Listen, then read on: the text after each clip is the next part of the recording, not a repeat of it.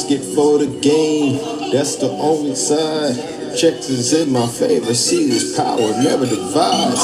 Checks and balances stacking up the green. Cash flow heavy, yeah, American dreams. Scales just tipping, yeah, running up the scene. Power in my hand, yeah, hustling supreme. Checks and balances stacking up the green. Cash flow heavy, yeah, American dreams. Scales is tipping, yeah, running up the scene. Power in my hand, yeah, hustling supreme. With the vision, yeah, blueprint's mine. Counting every dollar, turning nickels into dime. Trap game, Citadel, vetoing lanes. Legend in the making, put respect on my name. Hustle in my veins, got the streets on lock. Wrist stay dripping like a clock, tick tock. I'm trying to balance, but they tipping like a scale. Cashing all these checks while I'm getting all this mail. Say racks in the safe, yeah, racks in the safe. State of all stay full, state of all stay full. Pockets overweight, we don't play by the rules. Set of pockets overweight, we don't play by the rules. See the feds wanna audit, but the books stay clean. I'm a ghost in the trap, I'm the one you ain't seen. Whip it so fast and I leave you in the dust. When the gold in my chain and you know I got a tux. Trapping all day, you know the grind don't stop. Making all these plays, gotta make it to the top. Diamonds in my grill, yeah, gleam no flaws. Justice in my hustle, yeah, above the law. Money talks loud, I don't hear no hate. Balance out the game, yeah, serve your own plate. Enemies plotting, I'm 10 steps ahead. Counting all this money while I'm laying in the bed.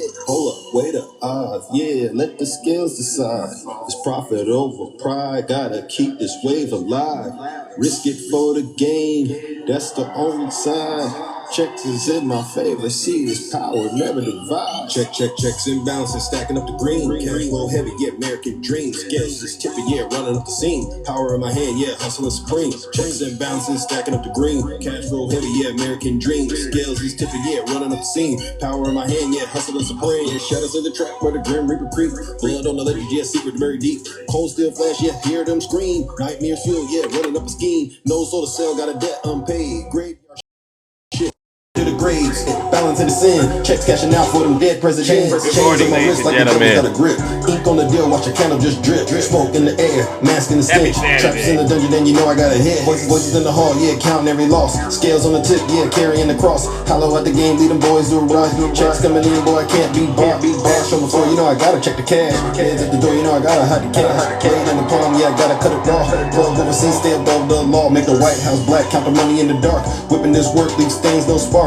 Checks hit the trap, but the block stay grim. Scales tipping heavy, got justice again. Justice again. You know what it's about. It's about Happy Saturday, ladies and gentlemen. We got to get this show started. This is we got to react to it. We got to deal with what we just witnessed yesterday. All right, I've processed it, and yeah, we're in a lot worse situation than I thought we were. All right, and we'll talk about that in just a short order. East Texas. I'll deal with you in short order, all right? It's me, Zeus. It's deja vu when I'm writing up these raps. I'm like the Terminator screaming, I'll be back. It's deja vu when I'm out here flying first class. It's like every week I gotta take out the trash. East Texas, I'm gonna start with you. You got it.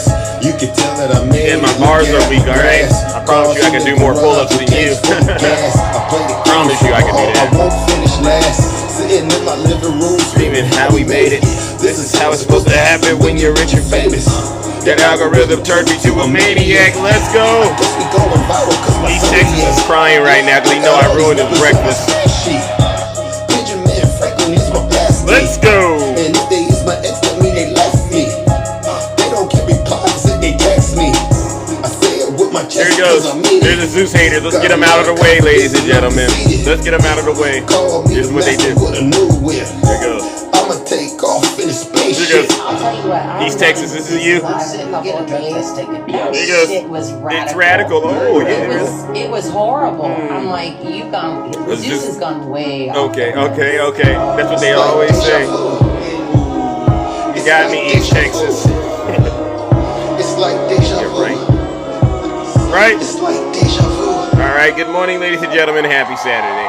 Yeah. Unfortunately, I was going to give you the weekend off, but you know, dire circumstances happen. All right. W. Maddie in the chat.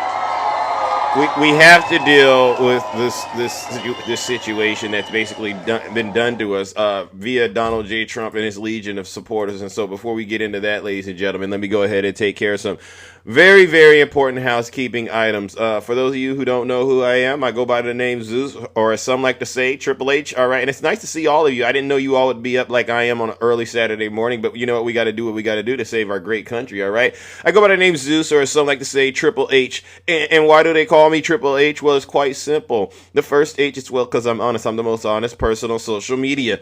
Hands down. All right. Second H, it's because I'm humble. Listen, if I get it wrong, and I haven't been wrong in a long time, but if I did get it wrong, I'd be the first to apologize. All right. But here's the thing.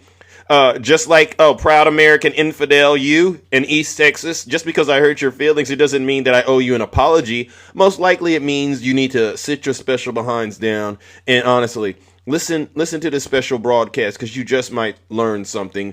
All right. And then the last and the final H, ladies and gentlemen, which all of us have agreed on, it's because I am and will always remain, you've guessed it, the most handsome.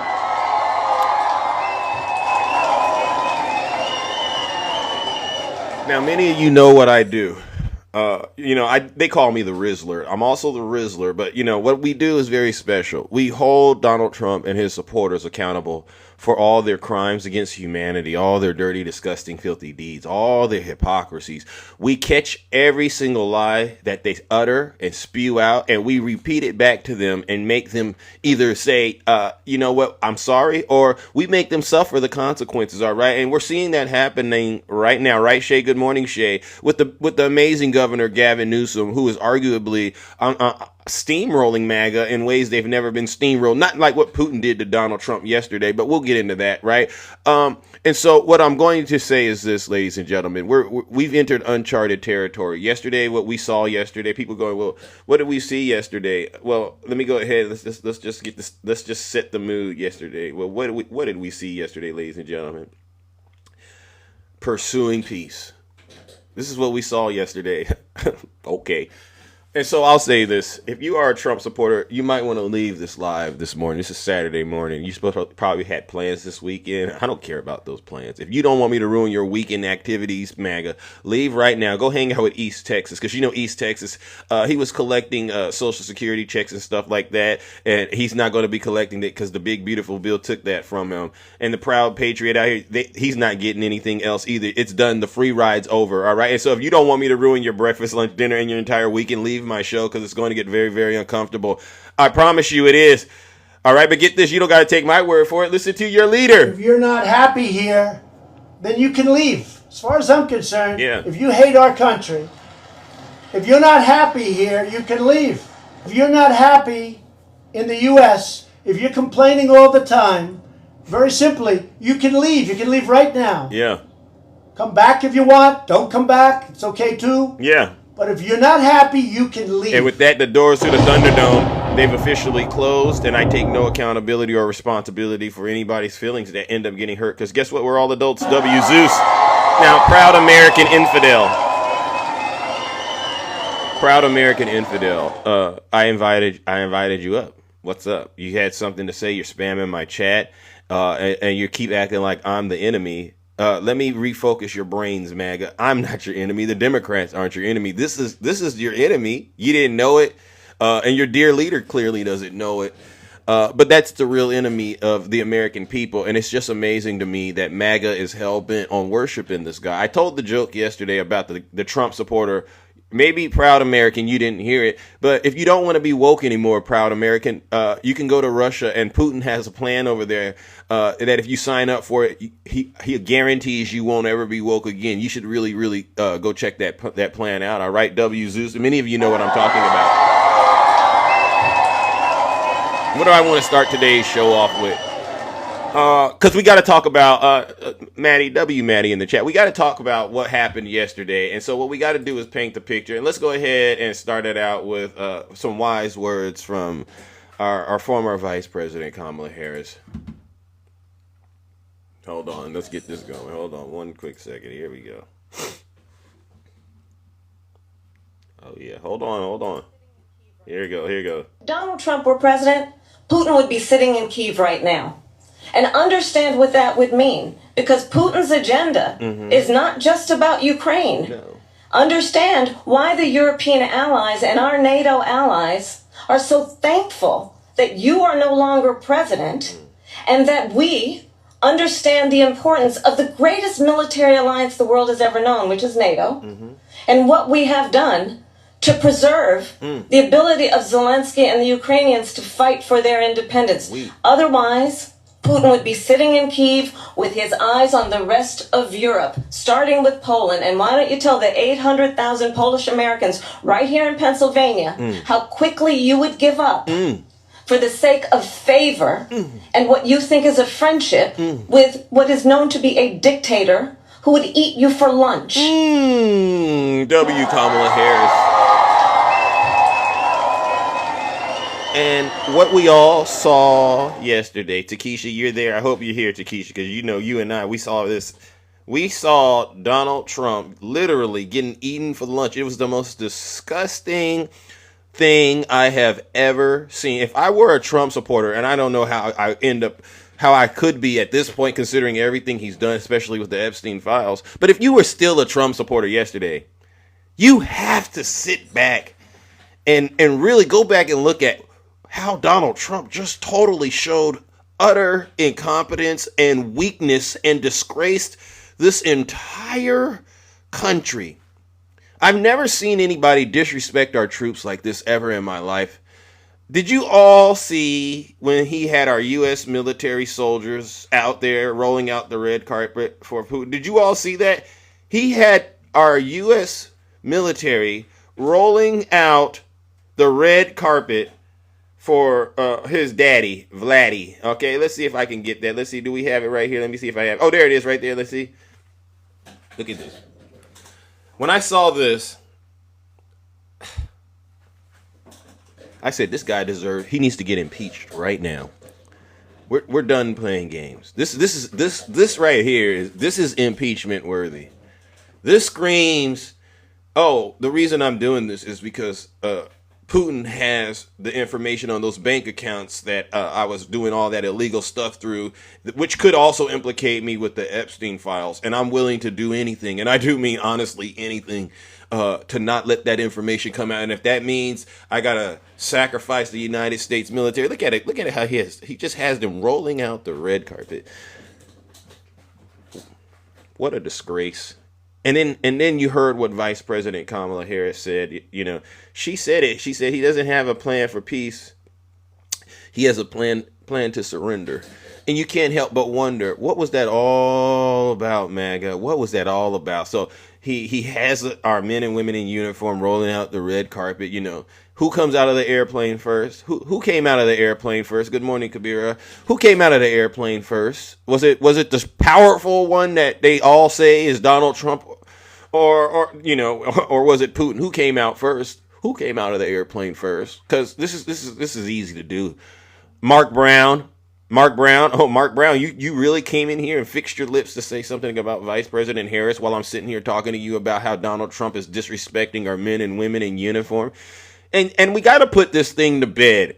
They keep saying Biden is weak and this and that, but Biden made NATO bigger while he was in here. You know, there were other countries that got into NATO as a result of President Biden and Vice President Kamala Harris's leadership. And let's just be honest, we didn't, I wish Biden would have armed them more, but if Biden didn't take the decisions that he had, there wouldn't even be a Ukraine right now. And so Donald Trump going around and saying that, oh, this and this would have happened if Biden, it's all a bunch of lies. But you know who's listening to his lies? Probably even feeding him those lies. It's Vladimir Putin.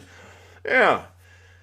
So, what I'd like to do. So we heard what Vice President Kamala Harris said. And then I want to listen to what my good friend Lawrence O'Donnell was saying going into this meeting. Because it's very important that we all understand what was going on prior to the meeting. He is called a genius. Oh, yeah. Well, tomorrow Donald Trump will fly to Alaska to meet with a war criminal who he has called a genius in order to avoid questions about a pedophile who raped children while Donald Trump was calling him a terrific guy. What? So he's done. So in other words, he did all of this, Lawrence, to stop the media from talking about the guy he called his friend a terrific guy who, they'd party together, and then on the weekend he'd go out and do harmful things to children. So this was nothing more than a distraction. Okay, I got it.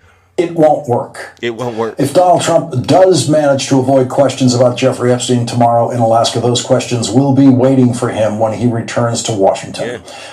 Every member of Congress now is getting questions about Jeffrey Epstein. The difference between Democrats and Republicans who get questions about Jeffrey Epstein is that Democrats actually answer those questions. Here is Maryland's Democratic Senator Chris Van Hollen in a town hall tonight.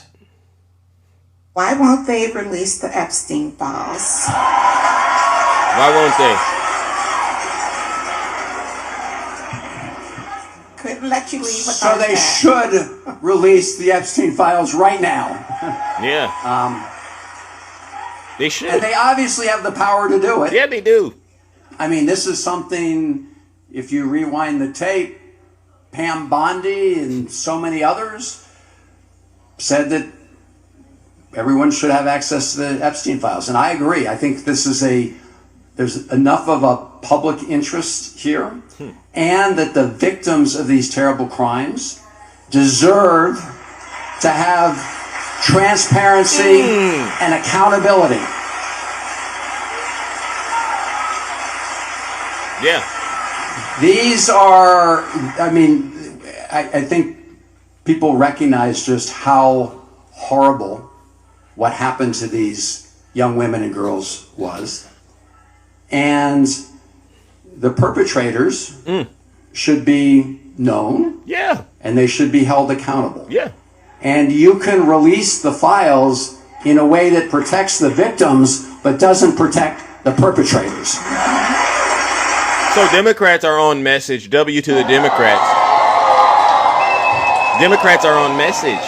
We want the files released. Release them now. Stop protecting these perpetrators. Stop doing all of this stuff. But, you know, instead of releasing the files, what is Donald Trump trying to do? Oh, distract us. How's he trying to distract us? With this pursuing peace, according to him.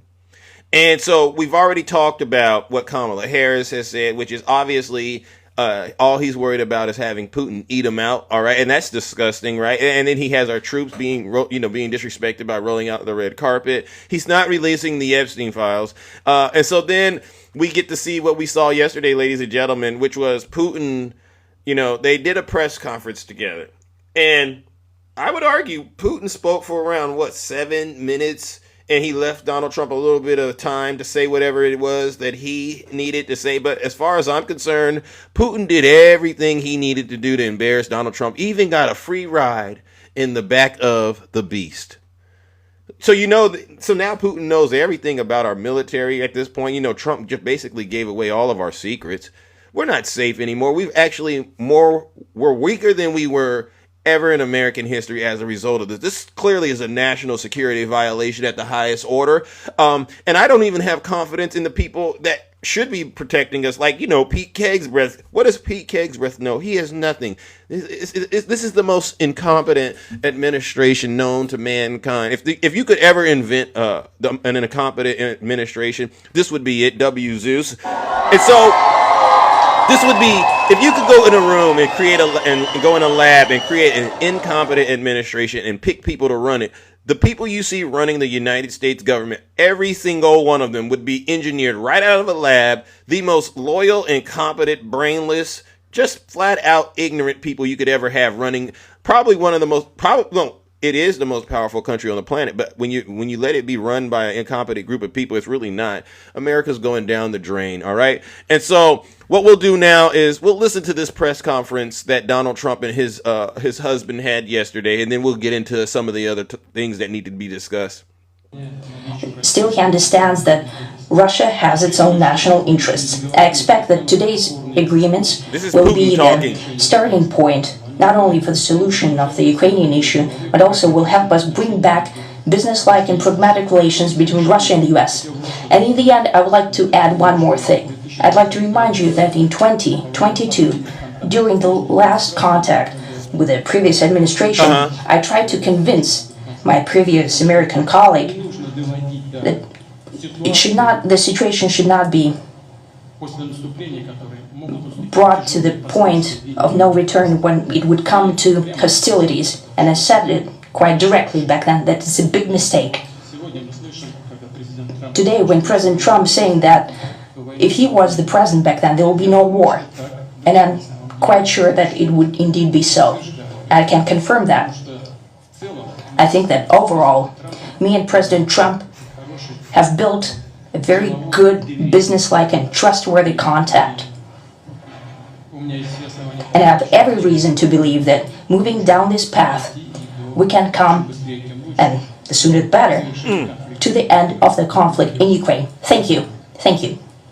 So he basically does the easiest thing in the book to totally disarm Donald Trump. He just says, "Oh, I agree with all those lies, Donald." Yes, because he probably gave Trump the lies to say. He probably is the one that actually engineered the lies for Donald Trump to get out here and repeat. That's why Trump keeps repeating this thing about, "Oh, it would never happen if you were in office." And everybody in Russia is literally laughing at the United States of America, especially Donald Trump, because he's allowing Putin to do this unchecked for 7 minutes straight.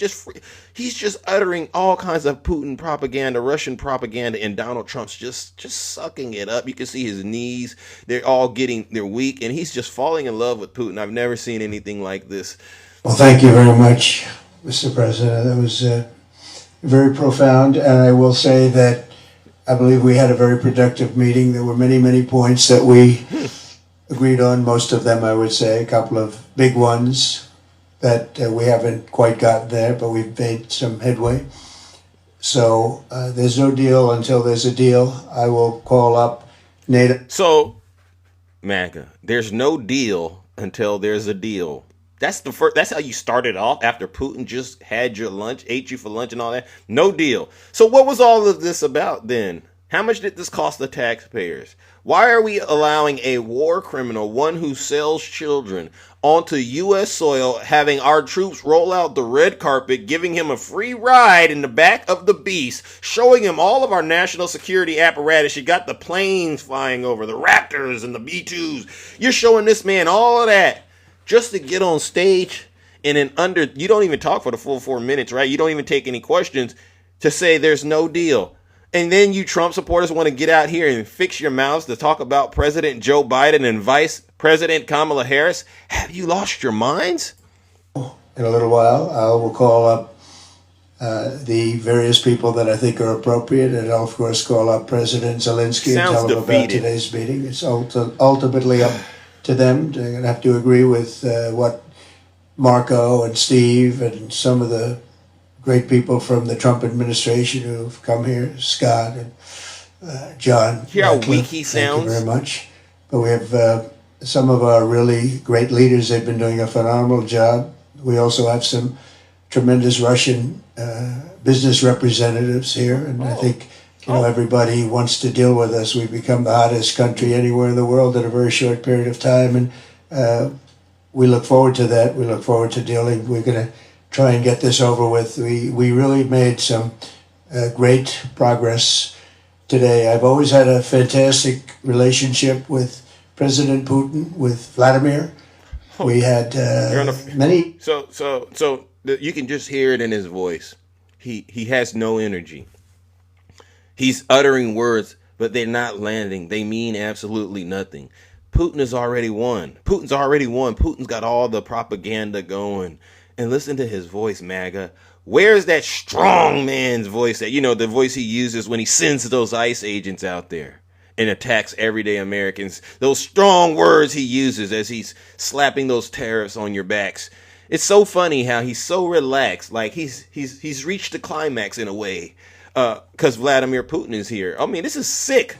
Many tough meetings, good meetings. We were interfered with by the Russia hoax. That made it a little bit tougher to deal with, but he understood it.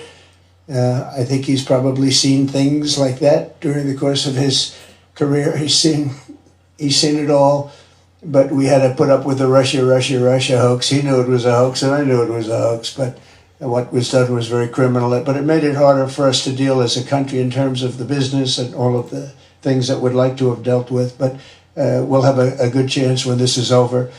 So just to put it very quickly, I'm going to start making a few phone calls and tell them what happened. But we had an extremely productive meeting, and many points were agreed to. There are just a very few that are left. Some are not that significant. One is probably the most significant. But we have a very good chance of getting there. We didn't get there, but we have a very good chance of getting there. I would like to thank President Putin and his entire team, who I know in many cases, other than that, whose faces I get to see all the time in the newspapers. You're almost as famous as the boss, but especially this one right over here. Thanking President Putin. I wouldn't even call him President Putin, but this is how our president is behaving. This screams, as far as I'm concerned, this, ladies and gentlemen, W. Marissa in the chat, right? This screams that obviously Putin knows about the Epstein files. How many of you believe Putin knows about the Epstein files and has dirt on Donald Trump? Because outside of that, this doesn't make any sense. Does anyone believe that Putin got the dirt on Donald Trump? How many of you believe this? W to the chat, all right?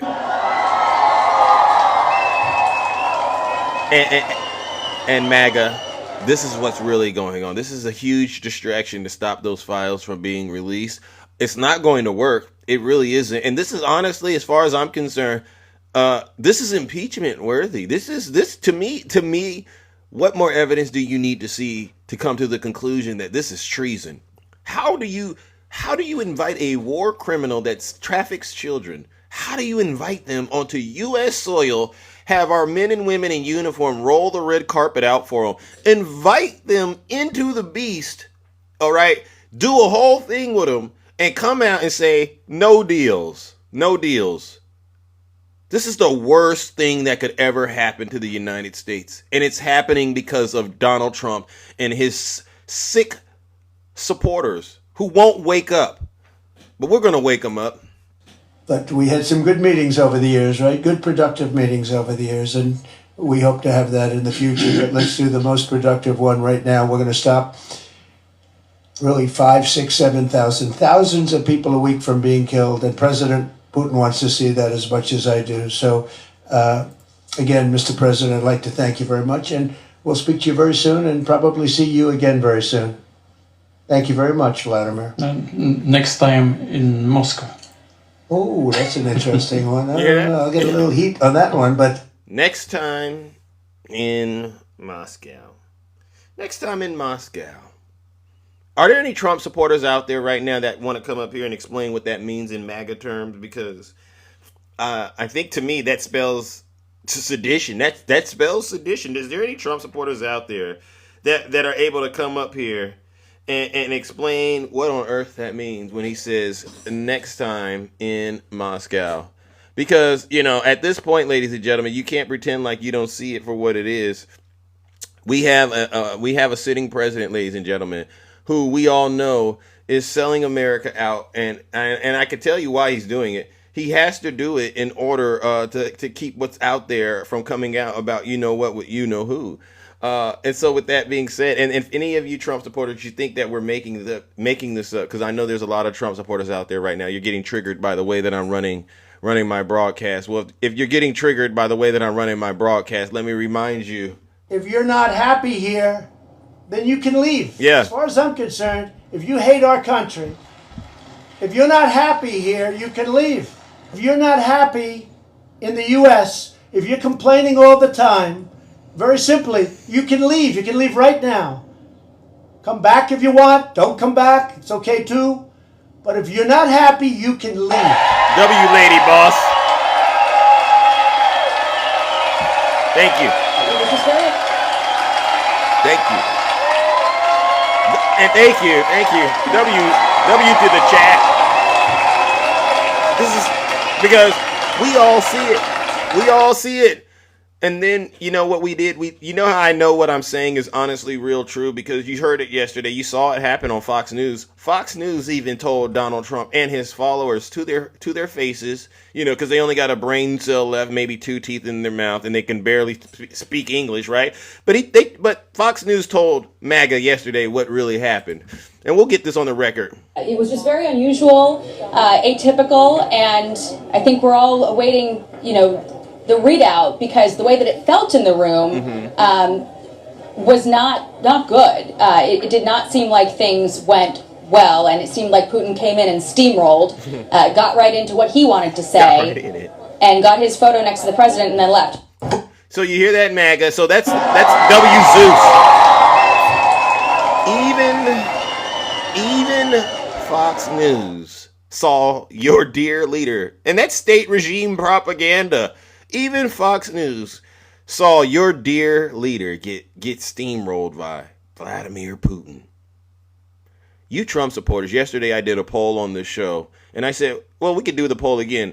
What's the credibility of MAGA right now, ladies and gentlemen? What is their credibility at right now? Can we all do a quick, put a number in the chat that you think reflects MAGA's credibility?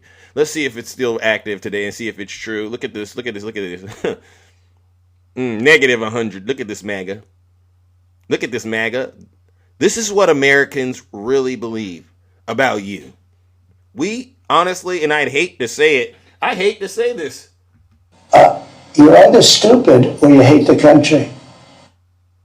Let me repeat that again to you Trump supporters. You're either stupid or you hate the country.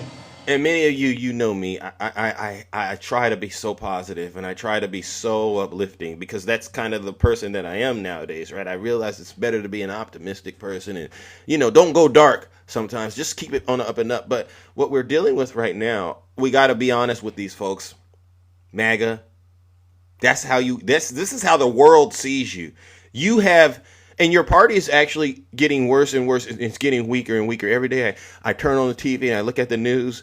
Every day it's a Trump supporter regretting their vote and in some way or another being punished because of what Donald Trump has done. I was looking at the numbers in terms of the economy and you wouldn't believe it, but the GDP of a lot of these red states, especially like states like Kansas and Iowa, I looked at it and they said it's gone down significantly as a result of Donald Trump and his tariffs. Yeah, because the tariffs...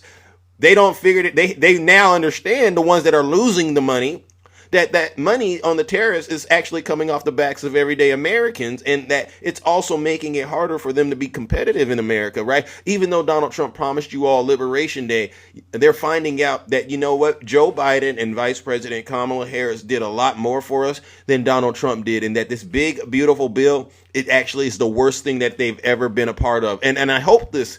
And I hate to say it, but I could get into trouble, but I really do hope that you Trump supporters really pay the price it's really dereliction of duty. It's really dereliction of duty. I hope you pay the ultimate price, and I'm judging you, but I really do hope the good Lord or whatever God you worship, judges you and does the right thing and condemns you to just ultimate punishment. I mean, you deserve. If it was up to me, I would punish every single Trump supporter like this. You got to do some time inside of the iron, jail cell or something. You got to do that. We're going to get you on some community service. And then what we're going to do is we're going to make you wander in the desert for at least 40 years. All right. We're going to make them wander in the desert for 40 years.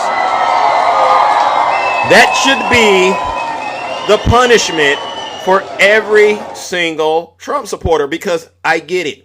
I did the numbers. 64% of you are barely educated. 64% of you. But y'all always have the most to say about everything. You can't answer questions straight, but you think you're brilliant. You're not brilliant, all right? You're either stupid or you hate the country. W. Zeus. And I'm going to talk to people because I don't just do this. I don't just do the monologue, right? I think the monologue is great because I get to get my ideas and my thoughts out there uninterrupted, right? But I also like to talk to people. If you know me, I don't mind talking to people and really unlocking what's going on upstairs. And so bear with me. But I got to get this out because I don't want MAGA to try to slip through the cracks and say, oh, he didn't say that. He didn't do this. No, we played it together. We listen to it together so that when there's questions that come up, if we need to go hit the replay, that'll be an easy thing to do. W. Zeus.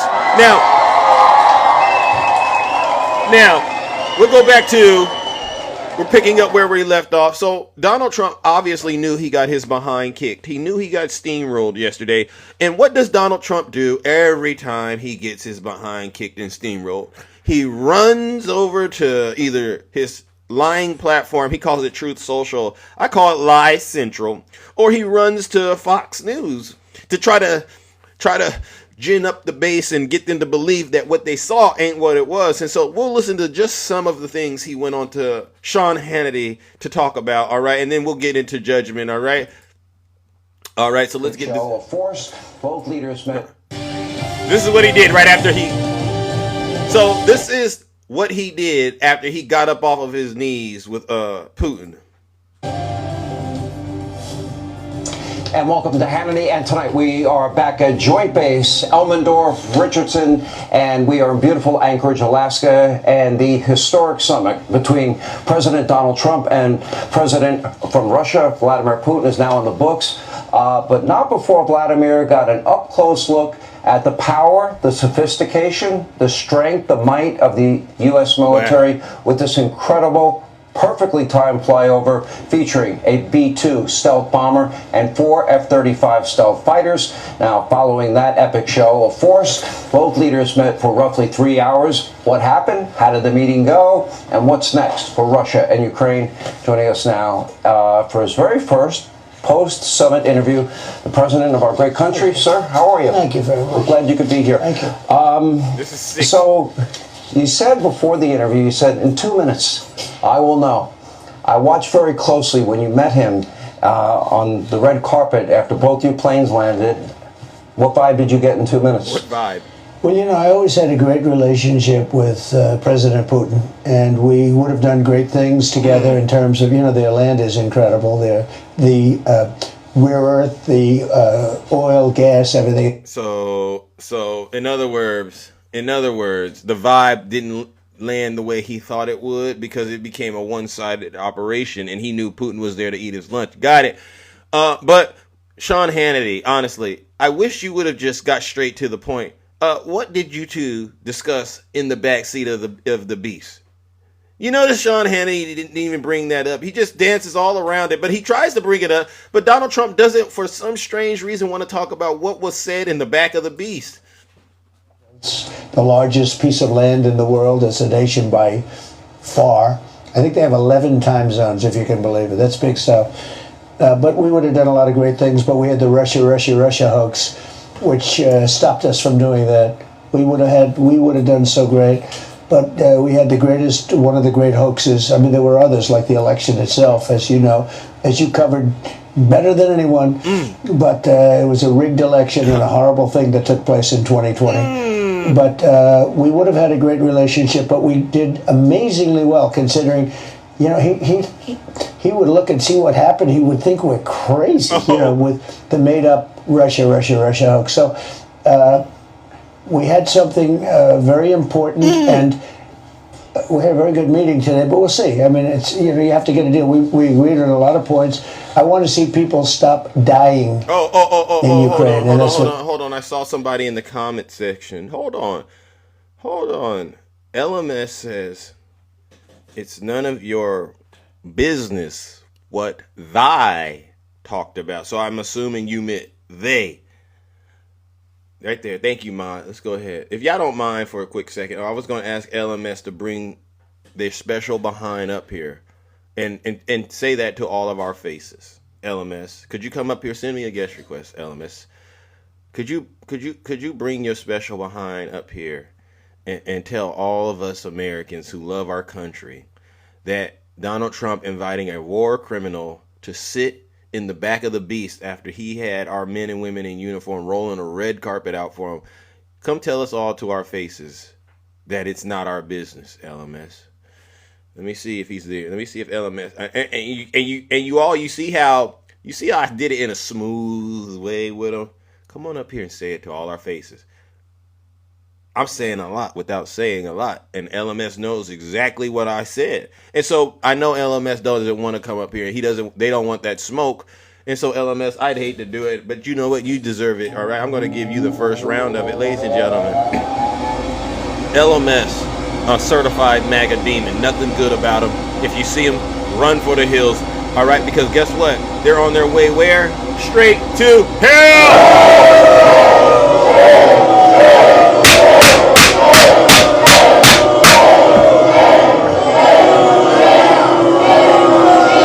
Silence, you MAGA demon.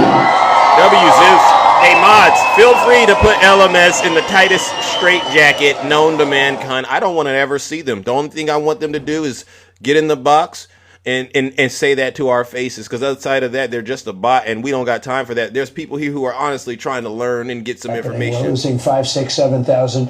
They're Russians, mostly Russians, and they're Ukrainian soldiers. There's some people dying in cities and towns where they're trying to blow up missile manufacturers and other things in some cities. I don't know if you know. But what did we get, Donald? There are a lot of people dying. What did we get? If we can end that war, it would be very good. And I was very happy to hear him say if I was president, that war would have never happened. Okay. Mr. President, that was my next question. So going into this meeting, he said he wouldn't be happy if he didn't get a deal. That was the headlines. He says he won't be happy if he doesn't get a deal. And he gets into the meeting, and now he says he was very happy to hear that Putin said if he would have been in office, then this would have never happened, which is totally well, it's not even connected to what he said would make him happy, which just shows us all that this is all a distraction. He said at the joint press conference that and you have said this many, many times, and he confirmed for the world today, that if you were president, this wouldn't have happened. Did any of the specifics come up as to why he said that? It did. It doesn't matter at this point, but it doesn't matter. This war should never have happened. You know, a lot of wars should never have happened. There was stupid things go down, and the wrong people are talking. But Biden was a terrible president in so many ways. No. He should have never let it happen. Okay. And it did. There are millions of people killed. I mean, it's the worst thing since I see everyone saying worst since World War II by far. There's nothing even close. No answers. But we had a very good meeting today, and I think a lot of points were negotiated on behalf of Ukraine and on behalf of the whole NATO situation, where we're dealing very well with a lot of foreign countries that are great, European countries. Look, as far as I'm concerned, there's no deal until there's a deal, but we did make a lot of progress. The meeting took place in this room. Yeah. This is where you met, right in this room. Well, let me examine it. There it is. That's where you were sitting. That's it. I would say that's it. Yep. So did you have alone time with him? Right here. Did you have alone time? I did actually after our speeches. So wait a second. Very good Hold speech. on. Right in this room. He asked him, did you have alone time with him? In other words, what did you and him talk about in the back seat of that Cadillac, you sick animal? Right? I mean, and I wish Sean Hannity, but I know why he didn't do it, because he doesn't have the guts to do it like I would have done it. No, what did you say when you two got in the back? Because I didn't expect that. We were told there was not going to be a one-on-one, and then we see the two of you getting in the back seat of a limousine. What the heck was that about? But see, and Donald Trump knows that, and he just won't even answer it. And so this is why this is nothing but a cover-up. Well, let me examine it. There it is. That's where you were sitting. That's it. I would say that's it. Yep. So did you have alone time with him? Yeah, I did. I did actually after our speeches. He made a very good speech, and I also finished it up. And afterwards, we spoke. Right after that, we spoke very sincerely. I think he wants to see it done. Yeah. In your press conference, so we don't get nothing about that backseat ride in the limousine, and this just to me basically sums it all up as far as I'm concerned, ladies and gentlemen. Because honestly, I think the most important thing said was probably in the backseat of that limousine, right?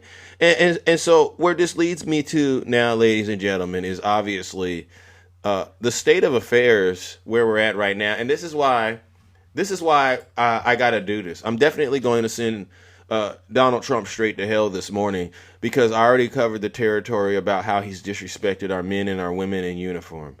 What was said in the back of the beast, he didn't give us that information. It was just him and Putin understands English, from what I understand, enough to get by and enough to humiliate the United States. There's reports that came out, ladies and gentlemen, and you can go fact check me. The Kremlin they were bragging about the United States jets escorting Putin's planes after leaving the summit. And there's just all kinds of propaganda going out about how Putin had the United States rolling out the red carpet because he got control over Donald Trump. And this is not a win for the United States at all. And so when you layer that with what Donald Trump posted this morning, I don't know if you've all read it, but Donald Trump posted something this morning. Let's get this on the record, because I don't like to make things up. He posted this: a great and very successful day in Alaska. The meeting with President Vladimir Putin of Russia went very well, as did a late night phone call with President Zelensky of Ukraine and various European leaders, including the highly respected Secretary General of NATO. It was determined by all that the best way to end the horrific war between Russia and Ukraine is to go directly to a peace agreement which would end the war and not a mere ceasefire. Whoa. I mean, I got so much to say, which oftentimes does not hold up. Wow. President Zelensky will be coming to D.C., the Oval Office, on Monday afternoon. If all works out, we will then schedule a meeting with President Putin. Potentially millions of people's lives will be saved. Thank you for your attention to this matter.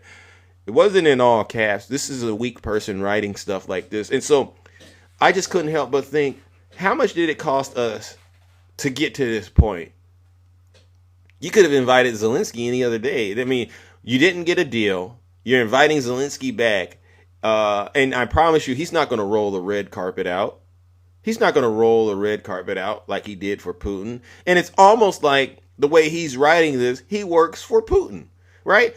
He's doing, this is the stuff Russia should be saying and reporting to the United States. But the way it's happening is Donald Trump is doing it and reporting to Russia, which obviously smells. And if it looks like a duck and it quacks like a duck, it truly is treason, right? But this is the state of affairs in the United States, ladies and gentlemen. And it's all because of Donald J. Trump and his legion of MAGA demons who are hell-bent on destroying this country. And so on that note, ladies and gentlemen, we have no other choice. Is it time to send Donald Trump and his supporters, ladies and gentlemen, straight to hell for this meeting? Is it time to send them straight to hell? Because I've been doing a lot of talking. But is it time, honestly, to send these folks where they came from, straight to hell?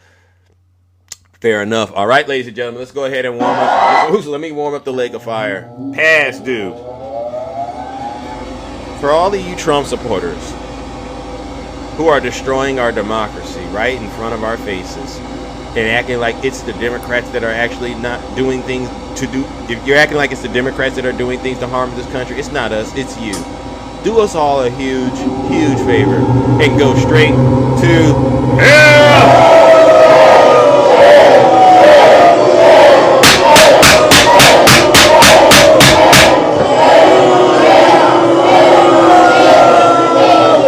Silence, you MAGA demon! W. Zeus.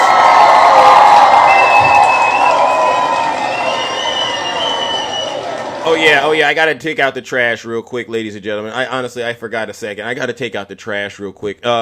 Is Snuggles here? Snuggles, are you here? Just don't I don't need you to come up, Snuggles. I don't need you to come up right now because I don't want to hear it. But I will say this. I'm very happy yesterday that my video that I posted yesterday, I'm happy it made you cry because you saw your daddy as a failure like the rest of the world and you didn't like that. And so what we'll do is we're going to throw Snuggles in the lake of fire, ladies and gentlemen, real quick. This won't take long because he put out a 6-minute rant about Big Zeus. And he's crying because I called out Putin I called out Trump for the videos that he posted. All right. I called out Trump for that ridiculous summit he did with Putin that didn't turn into any deals. All right. And we're not letting go of the Epstein files. So what we'll do is y'all want to hear Snuggles crying a little bit? All right, fine. I'll let you hear him crying. Today. Just hold on. Let me make sure I get it. It's real funny when these Democrats make a joke out of Donald Trump. He didn't get steamrolled today. He got steamrolled. It's chess, Zeus. Oh, it's... And Zeus, you got no room to talk. You got no room to talk. Didn't Putin say that he wouldn't have started this war if Trump was in office in 2022? What does that tell you about Biden? Oh, can you release the Biden auto pen list, please? I just was wondering. You guys, who was signing those paperworks? Release the list. Release it. The auto pen list. Y'all hear how this demon is talking? He's talking about Joe Biden and the auto pen list. It's almost like he hasn't figured out Donald Trump is lying to him and making this stuff up as a distraction to not release the Epstein files. Hey, Snuggles. You're either stupid or you hate the country. It's both with you. It's really both with you, bro. It really is. Listen to this guy. This is, instead of saying, wow, Zeus, Donald Trump negotiated peace, he's on TikTok crying because Fox News told him that his daddy got steamrolled. Welcome to reality, Snuggles. Anyway, Zeus, you're not getting anywhere with this because when you're laughing at this, You're laughing at 5,000 to 7,000 soldiers dying each week. That's what you're laughing at. You know how stupid you look? And no, Snuggles. I'm laughing at you. Living in your grandma's basement.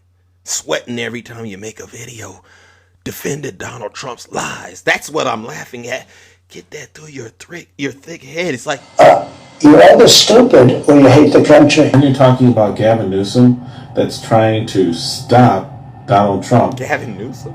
from crime, from homelessness. They're trying to stop him. So what you're laughing about is you're laughing about wanting crime. You're laughing about wanting these soldiers to die each week, right? Not resolving any peace treaty. I'll deal with That's what you're laughing at. No, Snuggles. I'm laughing at your hypocrisy because if there is crime in D.C., you got to acknowledge that the reason it's probably gone up is because Donald Trump put the criminals out there when he pardoned them. You don't understand that, do you? If I take 1,600 criminals and I put them out there in the streets, guess what's going to happen? Crime's up. But you're too, you know what? You're either stupid or you hate the country. So you don't see that Donald Trump is stringing you along and taking your money, and he's the reason you're suffering, bro. This is sad. And I'd hate to do this to you, but I'm going to do it to you because this is easier than actually trying to talk to Snuggles. I'd rather do it this way. Trump a failure. Can you show me a Biden-Harris clip where Biden and Harris met with Putin? Can you show me one clip that of any talk or discussion with peace so that soldiers wouldn't die? Or you just wanted to send money over there so soldiers could die each week, 5,000 to 7,000 soldiers. Donald Trump doesn't want to put that money into it. He doesn't want to put our taxpayer monies and leave the blood in our hands. But it's okay. It's okay, Zeus. The joke's on you, so keep laughing. Because real people like me, that does not like death and violence and unalivings in the streets of Washington, D.C. and other cities that were Donald Trump will still continue to clean. The joke's on you and all the Democrats because you're fighting for crime. You're fighting for crime. And I'm going to just stop you right there, Snuggle. No, the joke's on you, champ. Guess what? If you look it up, the biggest criminal in Washington, D.C. is Donald J. Trump. Yes, the man who has been found liable for essaying women. All right. You know, E. Jean Carroll. 26 other women have actually came forward. You know what he did with Katie Johnson. You could try to say it's fake, but it's not. The one that said Epstein is a terrific guy. You know, the one that got convicted of those 34 felonies and we found out was committing fraud up there in the state of New York, got fined $500 million. The one that Jack Smith indicted. Yeah, Snuggles. That's the biggest criminal in Washington, D.C. And so when you put your face on this, I don't know how you do it, but when you put your face on camera on TikTok and lie for your dear leader, I want you to know it's truly embarrassing that you do it. And so I'm going to take great pleasure in doing this. And I hope your friends are listening and screen recording this. Ladies and gentlemen, let's go ahead and give Snuggles, let's go ahead and warm up the lake of fire, Snuggles. You deserve this, bro. And I'm not going to even feel bad, honestly. Ladies and gentlemen, Snuggles, do us a huge favor and go right back into the lake of fire. Get to the bottom of it, actually, and lay on your back and wait for your daddy to come get you. Ladies and gentlemen, let's send Snuggles where he came from, straight to hell.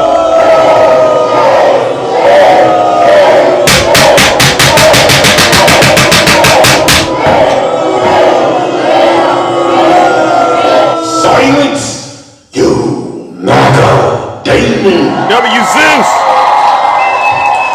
That's the best way to deal with Snuggles. And so, Snuggles, I'll say this. Make another video. I promise you, it'll be the worst thing you've ever done to yourself on this app.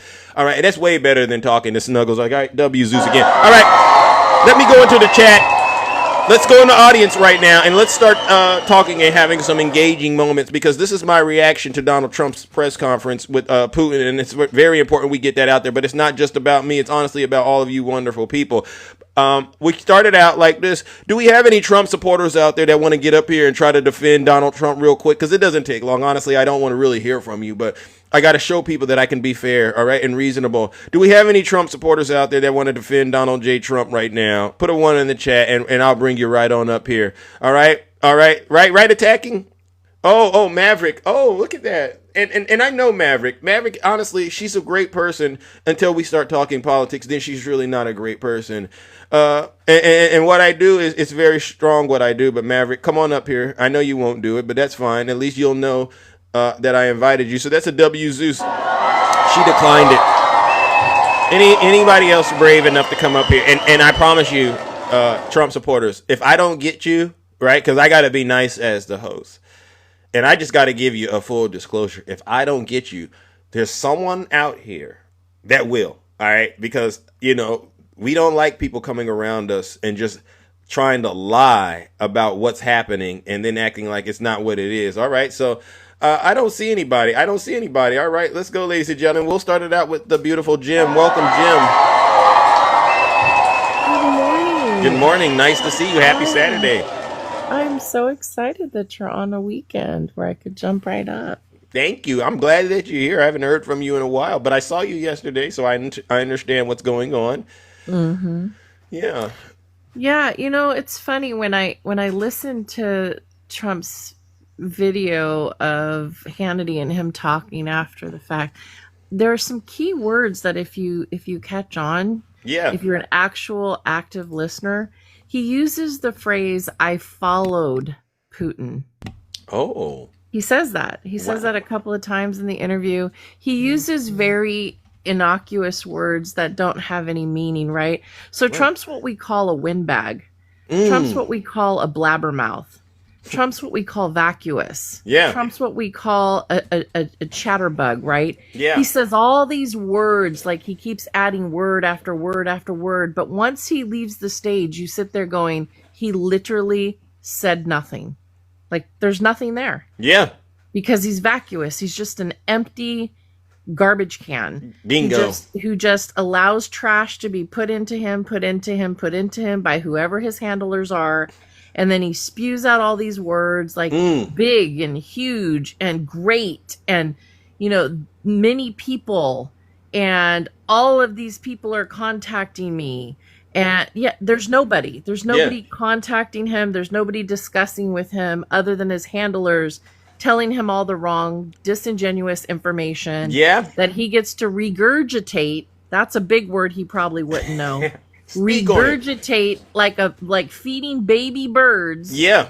You know, all that hate and vile fear, misogyny, racism. He just feeds it to the MAGA, right? And they just sit there and baby bird it up. They just, he's regurgitating into our mouths all this hate and vile, you know, disgusting,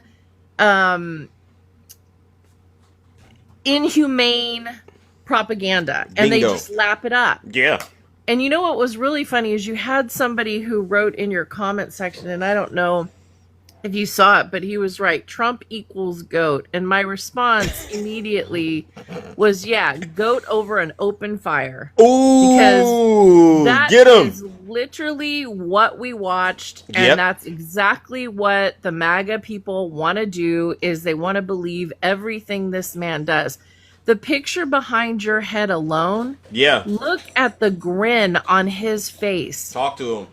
Can you imagine being a grown leader in a country, a grown man, and that's the smile you have for meeting a war criminal that's literally annihilating and unaliving, per Donald Trump's own words, civilians, get him, Jim, women, children, maternity ward hospitals.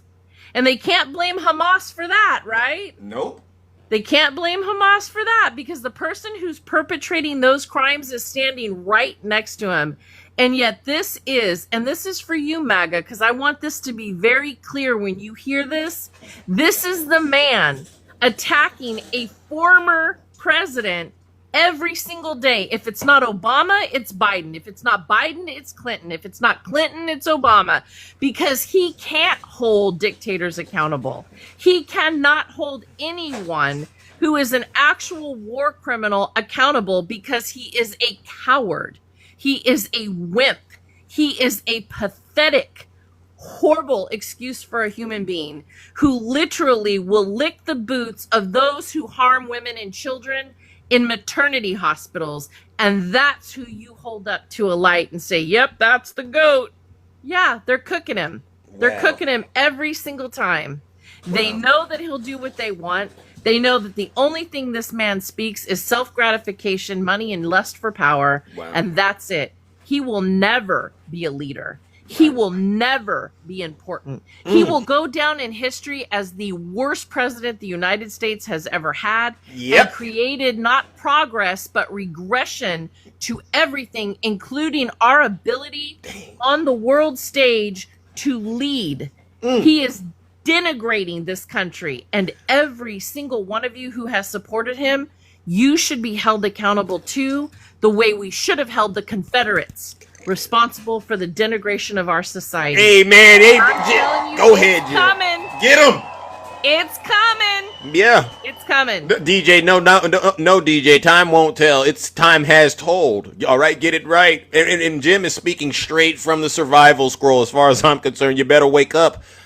Let me show you a picture real quick that I put up yesterday in Val's Live. Let me show you this picture because you're going to be just in awe of what this. So this is him.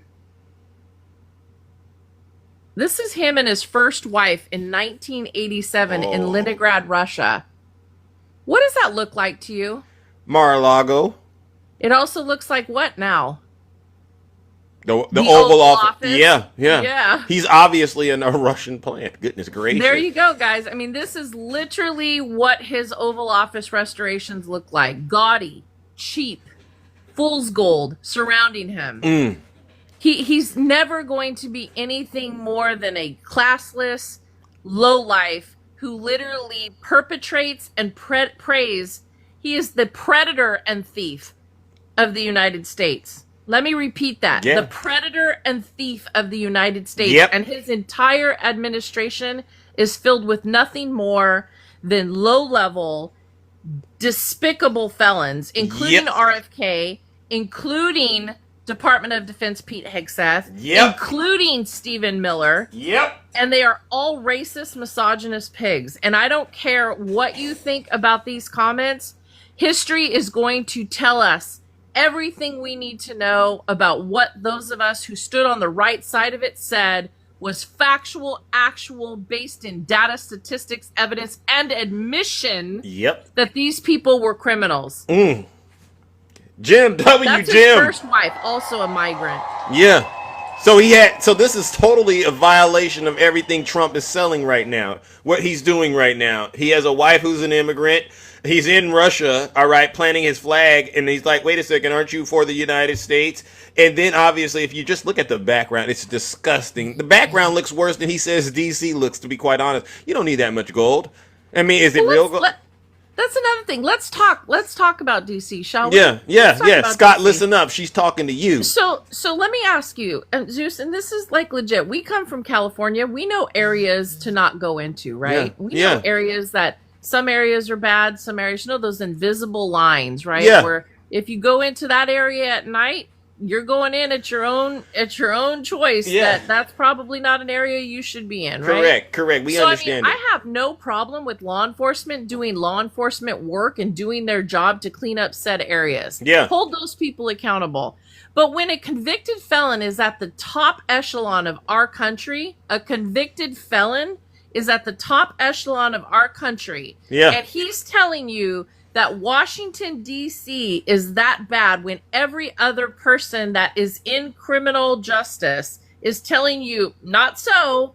The FBI has told us that crime is down in D.C. by 30%. And over a course of like 10 years, it was down by like 52%. That part. So the fact that they're now trying to make you believe, once again, if I just keep repeating it, if I keep telling you that it's so criminally it is down, hot, Scott.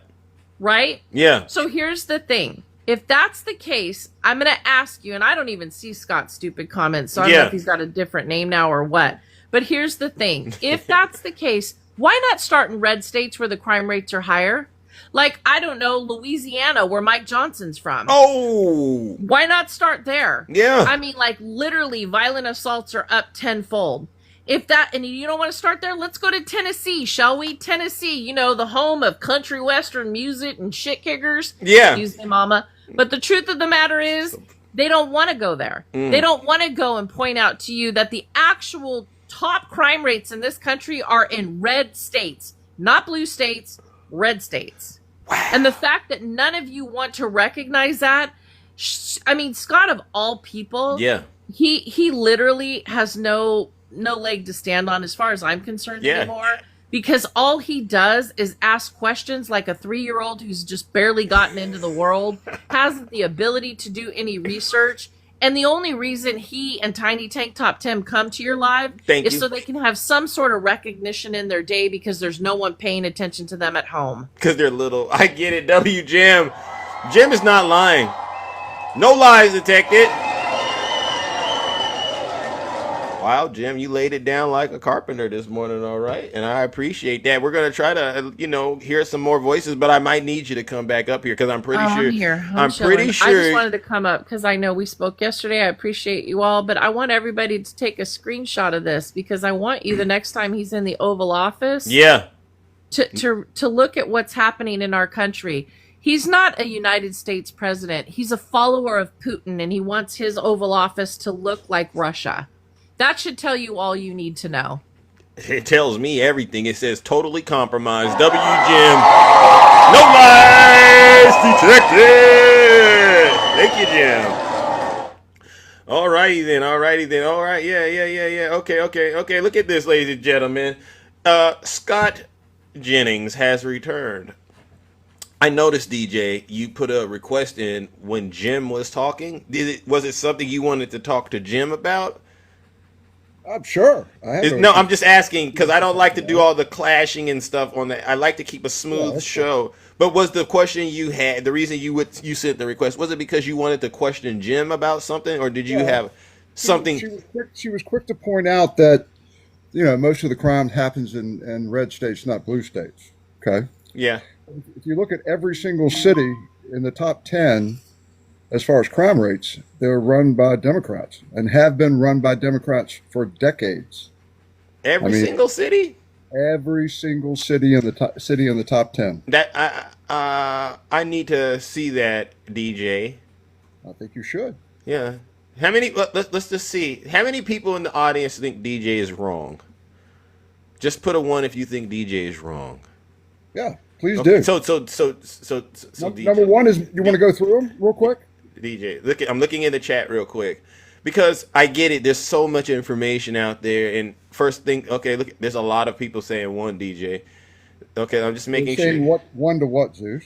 Meaning that they think what you're saying is wrong. So the first question, Does it matter what they think? I mean, I'm not up here talking to cater their feelings. I mean, it's a fact. So let's see. Okay, what are the cities?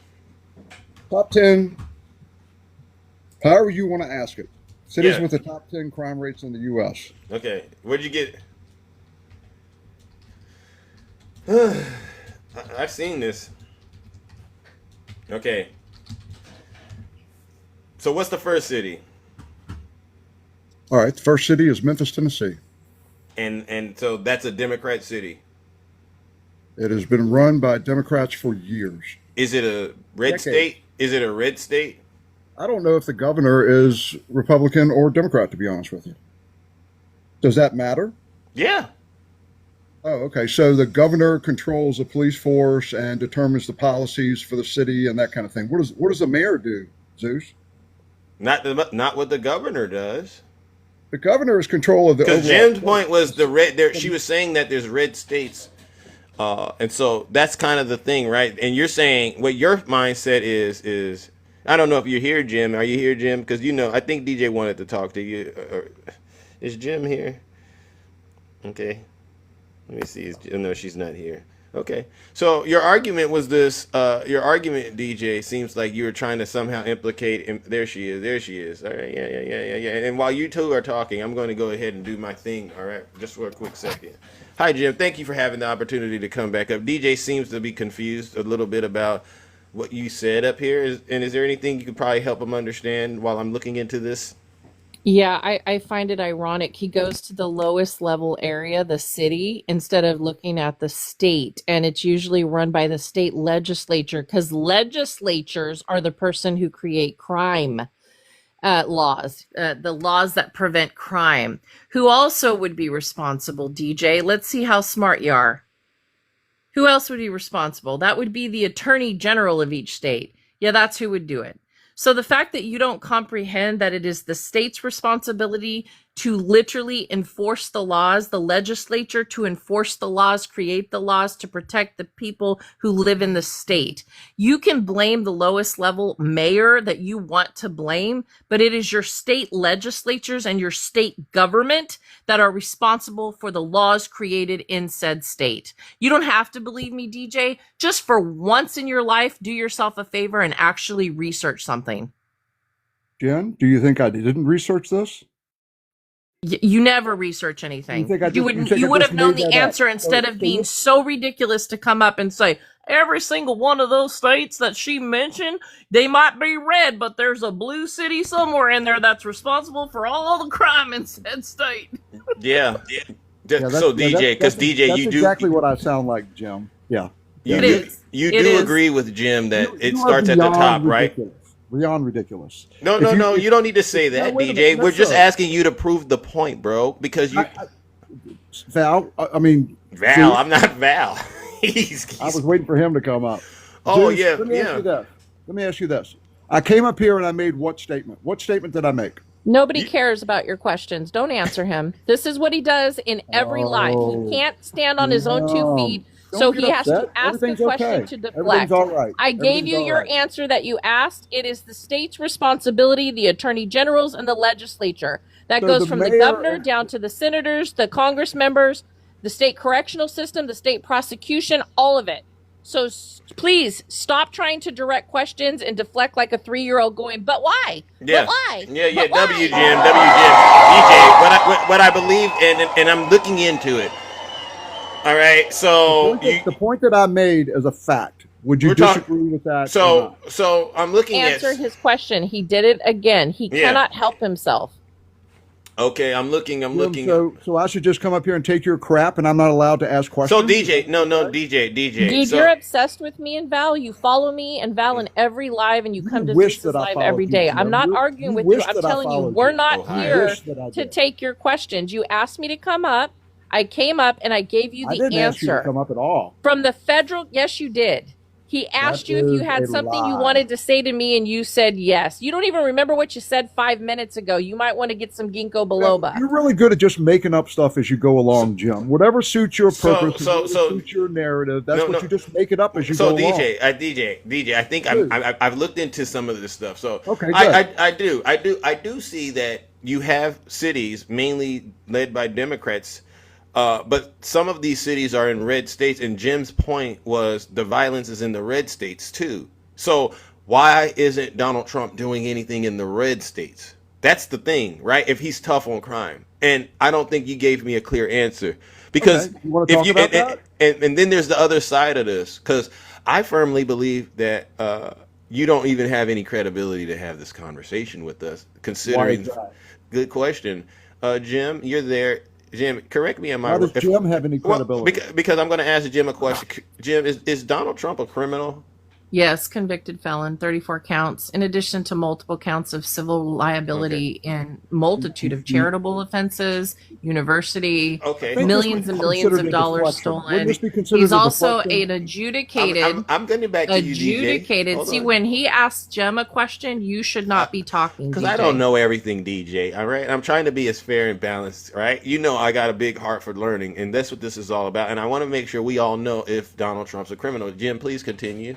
He's also an adjudicated SAer per the criminal justice system. Okay. He was found liable. For those of you who do not understand what being found liable in civil court means, it means the preponderance of evidence.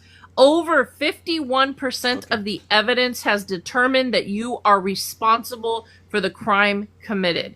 In addition to that, his history. Long before he ever stepped into the foot of the president of the United States, stepped into the White House and ruined it, he literally had thousands of discrimination lawsuits against him for decades.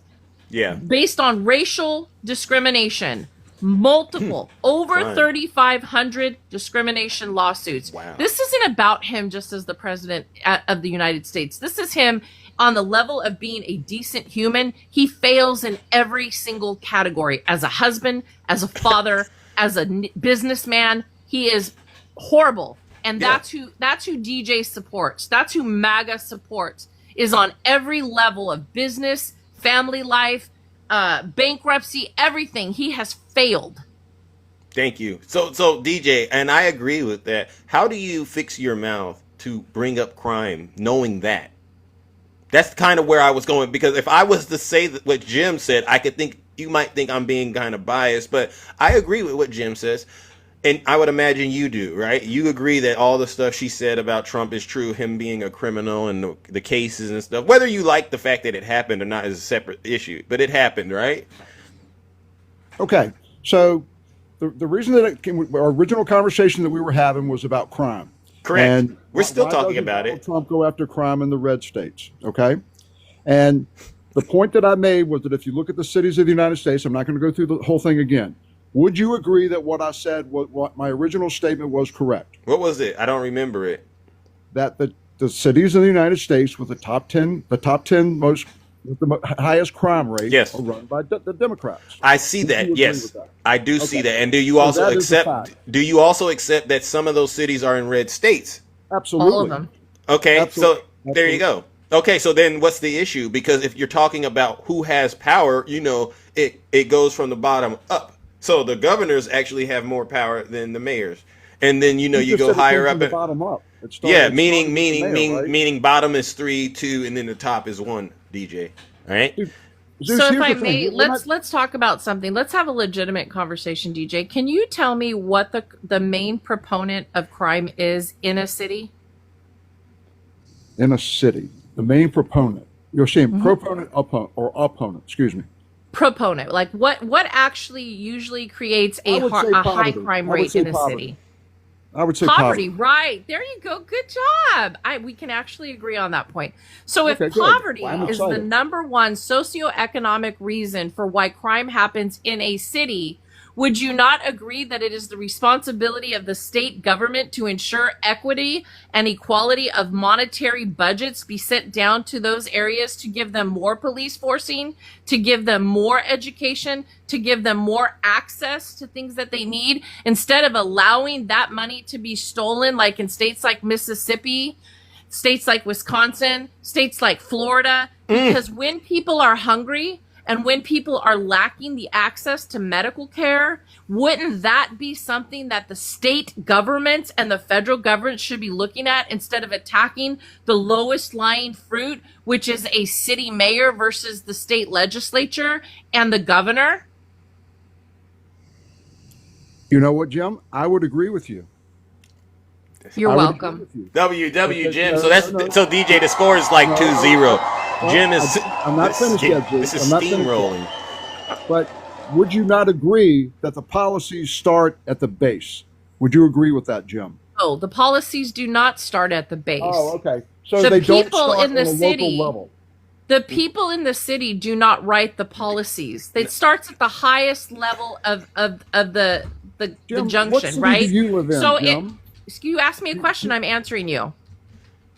I thought you did answer. DJ, she's answering you. You said no. I'm literally answering your question. So DJ, she's answering it because, like, look at Gavin's doing the Election Rigging Response Act. That's not starting in a city. That's starting with him.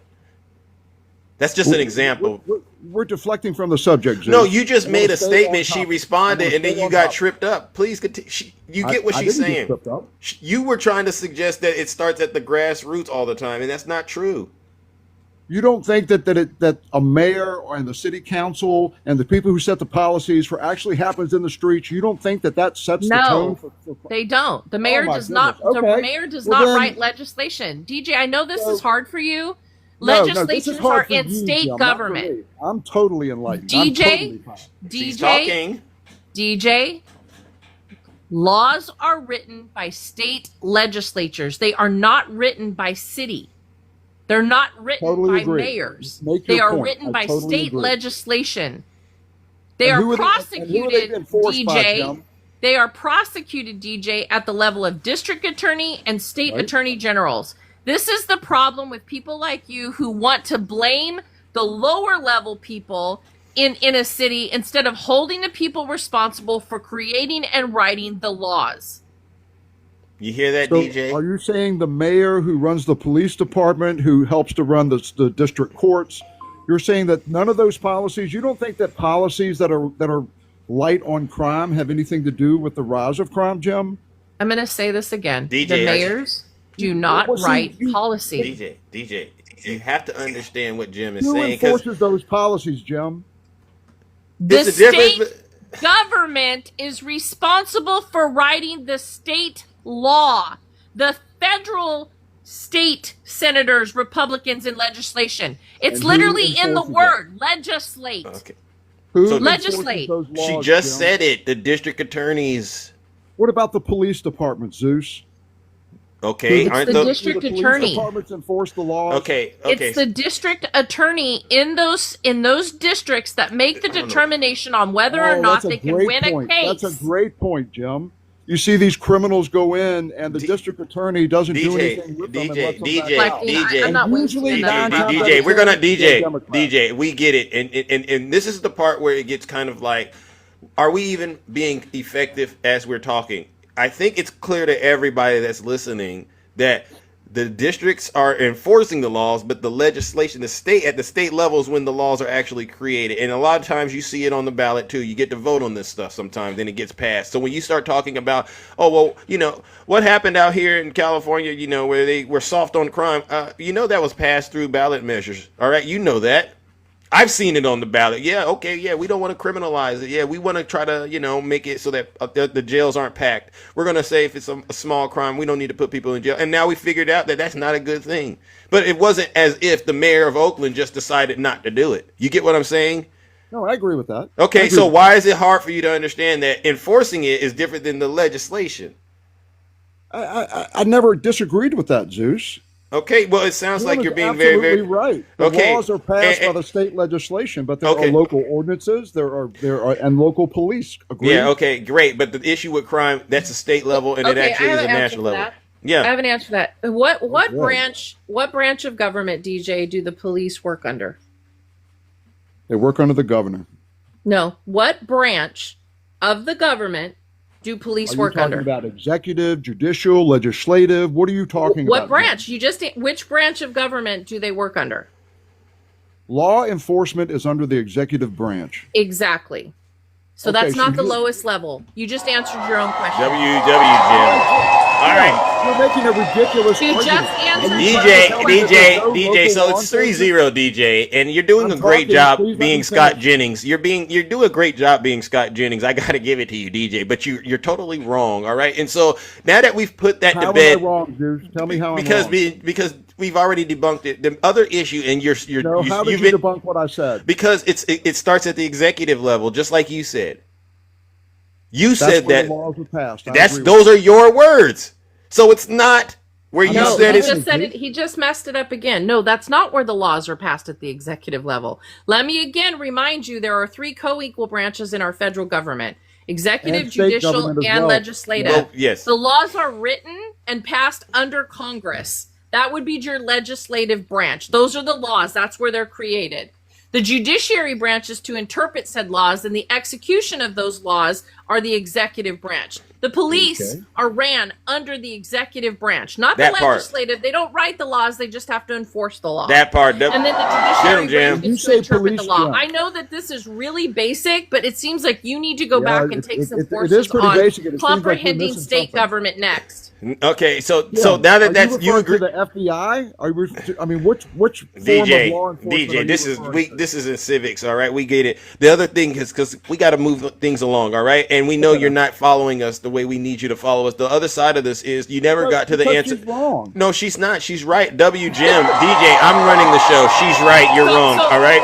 Let me be very clear how things work in state government, because it seems like DJ is completely lost. So there's a hierarchy. Mm-hmm. So in that hierarchy, what I wanted to do, let's say that you and I, Zeus, there's 3 of us here right now. Yeah. I work for a city, you work for a county, and DJ works for the state. We're going to give him the highest level job, right? Yeah. So if my city ordinance, since he wanted to use the word ordinance, which is ridiculous, but if my city ordinance gets broken, do you think I'm going to call DJ and say, hey, my city ordinance got broken, and so I need you to reprimand said source? No, You're because making that's my within the point. city. You're making my point, Jim. Stop talking. Stop talking and listen.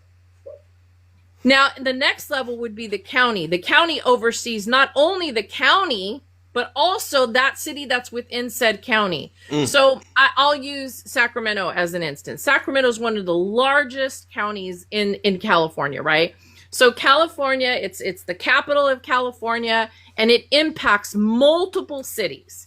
So it is what that county decides that usually the city also follows, because the hierarchy would be, hey, within this jurisdiction of our county, we want to ensure that we are following suit for said county. So that's going to be Sacramento. It's going to be Orangevale. It's going to be Citrus Heights. They're going to do lock, stock, and barrel to try and follow the county ordinances. And why do they do that? To ensure that whatever sheriff's office that runs that county is going to have the back of said PD, whatever city that is, okay? Now, let's say the federal government decides that the way those county jails and the way those city jails are not functioning properly because they're breaking what? They're breaking laws that are based on civil rights for said patrons. Yeah. So if that happens, guess what happens? They send out this memo that supersedes what the county and the city states. Let me repeat that word, supersedes, because the hierarchy would be that DJ, as the state official, is literally going to send out a memo, and it's going to be classified, you ready, DJ? Because you're going to like this, as an executive order. An EO from the governor's office down to say, you know what? We want X, Y, and Z to be enforced at county and city level. And it'd even go as far down as a township. I know that's really hard to believe, but even if they hadn't, they fall within a county, but they want to kind of be their own people. They're a township. Yeah. Same difference. Yeah. And so the idea that you don't comprehend the levels of government, how it works, how the state legislature literally supersedes all other, that's your problem, because you want to find a way to cherry pick the law to protect the people that you are supporting that are actually committing crimes against the citizens of the United States, Amen. Including migrants that are here legally working. W, Jim. W, Jim. And so, DJ, this is a total annihilation, and you're getting obliterated. And we got to move on, because I got to hear from other amazing people. But there's just one more thing. You didn't answer the question about, and I asked it very plainly, and Jim gave us the information about how you believe it's okay for you to try to have an issue with crime, but then you support a criminal. How does that work in your mind, if you don't mind? And this is how I look at it, Zeus. And Jim did a great job of breaking down how local and state and federal jurisdictions work. She made my point for me exactly, and I appreciate it. No one believes that, DJ. If you could answer the question, and I'm happy to answer your question. If you could answer the question, because we don't need to revisit that. United States. Does the President of the United States have the right to be involved in D.C.? Does he? Yes, because D.C. is not a state. Right. But you're not answering the question. How do you sit here and try to convince us you have an issue? And this is not about Trump. It's really about you. How do you sit here and no? How do you feel like you should have an issue about crime in any part of the country when you openly support a criminal? One who just invited a war criminal into this country, a war criminal that traffics children. We're not. No. This is a question. You keep asking me to answer the question, and I'll be happy to. Okay, I support the President of the United States.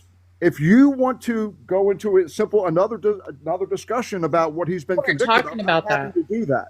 But Donald Trump has the right to do that. It absolutely blows my mind that people are fussing that he's trying to help the crime rate in D.C. But he's not. There is no crime rate. DJ. Crime rate's lower. Per the FBI. Yeah. All right, let me ask you this, Jim. DJ, no, DJ. I'm not going to let you get out of this. Those I'm were not out of words. anything. Her Those point were is words. Those were words you just said. If But there's 1,000 I deaths, don't we think got it down no. to 800. So he Are we can't do doing it. a good job, Zeus? DJ, you can't. And this is the problem with MAGA. This right here, what we're dealing with right now. I didn't ask about all of that. I'm asking you a personal. I'm asking you a personal question. This means you have to respond. You have to respond to it saying something like this. I have the ability to ignore Donald Trump being a criminal because X, Y, and Z. That's what I want to hear you say. Now, I don't care about all that other stuff. We can argue about that until we're blue in the face. What I'm not getting is, how do you think you should be able to get up here and speak from a position of credibility about being tough on crime while at the same time supporting a person we all know is a criminal, the biggest criminal in Washington, D.C.? Do you get my question? Yep. What do you think my question is first? Because I got to make sure you understand. How can I support a criminal and be against crime? Is that what your question is? Yes, because I'm looking for an answer. So obviously, me and a lot of other Americans feel that the crimes that Donald Trump was convicted of was trumped up. Okay, we feel like he was treated unfairly. He signed the check. Let me answer the question. If you want me to answer the question, you can't interrupt me. I am speaking. But he signed them. I'm speaking. I just want. You said they were trumped up. So There's 9 actual hard pieces of evidence that he signed a check. Hey, Zeus. Go for it, DJ. Answer, please. I'm not going to run, but if I'm not allowed to speak without her over speaking me, isn't that interesting? But when I was speaking, he could talk over me. Isn't that interesting? I'm sorry, Jim, but you give constant examples. He wants to. DJ, are your feelings hurt because you lost? My feelings are not hurt at all. I just thought about this, DJ. It's funny. And I will have a great day with or without you. DJ, it's funny to me. DJ, it's funny to me that you're threatening to leave at this question, but you're free to do whatever you want. But to me, it just says it speaks volumes. It speaks volumes because you and Jim have been going back and forth. But this is the one question that you're like, you know what, I can't do it. No, I'm happy to answer it. I feel like the convictions against Trump, whether you look at the 34 convictions, by the way, it's 34 counts of exactly the same thing. It's not like it's 34. How many times he broke the law? 34 counts of this. Hey, Jim, how was he punished for that? Because that's how many times he broke the law. What was his punishment for those? DJ, the saddest part about you, here's the saddest part about you, is you don't even realize that you just proved everybody's point about the two-tiered system, because a rich old white male committed 34 felony counts that should have got him a minimum of 4 years. What did he for get? Each count, and he walked away because he was the potential president-elect at the time. That's Jim, can you tell me anyone argument is why isn't he sentenced? That's your argument. I can answer you in one word: racism. Racism is why he got off. Rich and white, DJ. So Jim, DJ, can you tell me anyone that was jailed for those offenses? No, DJ. Go Google it yourself, DJ. We're not doing the research for you anymore. DJ. Yeah, because you got nothing to stand on, Jim. So you start. Hold on. Did we get to the answer, DJ? Did we get to the end of your answer, DJ? Did we get to the end of your answer? You could support Donald Trump because you feel like he was the victim of a two-tier justice system. Yeah, and you don't. Huh? You say that the crime in D.C. was down. Okay. I'm not talking about that. I'm talking about. That's how this whole conversation. I just want to make sure I have a solid, because I got to do some thought about what you're saying. You're saying basically you could be tough on crime in D.C. because you don't even think Donald Trump is really a criminal in your eyes. You don't see him as a criminal. Go ahead. That's kind of where you're at mentally. You and people like you really don't see this man as a criminal, even though he is a criminal. I see a man that has been, for the last 10 years, the left has that was a yes or no, DJ. Power to keep him from gaining power, and yet he has anyway. DJ, that was a yes or no, including an attempt to kill him. No, stop. Excuse me, pew pew or unalive him. All right, so DJ, We kind of all. I'm exhausted a little bit, not because I couldn't continue to go back and forth, but I got other things to do this morning. And I want you to know this is a first class trip to hell that you just got, and I'm going to be very, very clear why. One, the crime in the red states, you don't have any issues for some strange reason. You have an issue if it's ran by a Democrat person, but There you go. You've ignored. There you go. These are other people who have been convicted of the same thing that Trump was convicted All right, of. There's like WGM. multiple cases. And that says the people of the state of New York versus Scott Kirtland.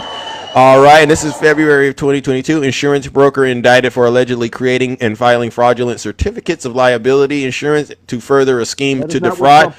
Yes, he was, DJ. And remember, Let me give you the code because you don't even know who you're talking to, DJ. Campaign contributions PC, is what he was convicted New York, of. No, he Penal wasn't. Code, New York Penal Code 175.10. Everybody in this room, there's 1,600 of you. Go Google New York Penal Code 17.10. How many cases have been prosecuted under this law? How was it made a felony, Jim? DJ. Here we go again. Let me answer that question. We're done. You don't know It's who too you're many talking freaking to. questions. You don't know who you're talking Because to, you DJ. don't like getting questions because you know you're spreading false information. I had to do it. All right. Mute Jim him. instructed Here you me go, to do it, DJ. Let me answer that question for you so you can comprehend the law. PC 175.10 is a felony. PC 175.5 is a misdemeanor. He was convicted of PC 175.10 34 times because there were underlying cases that also enhanced it for trying to literally corrupt an election. W Jim. So DJ, no more questions from you. You've exhausted all questions that I don't have time for it.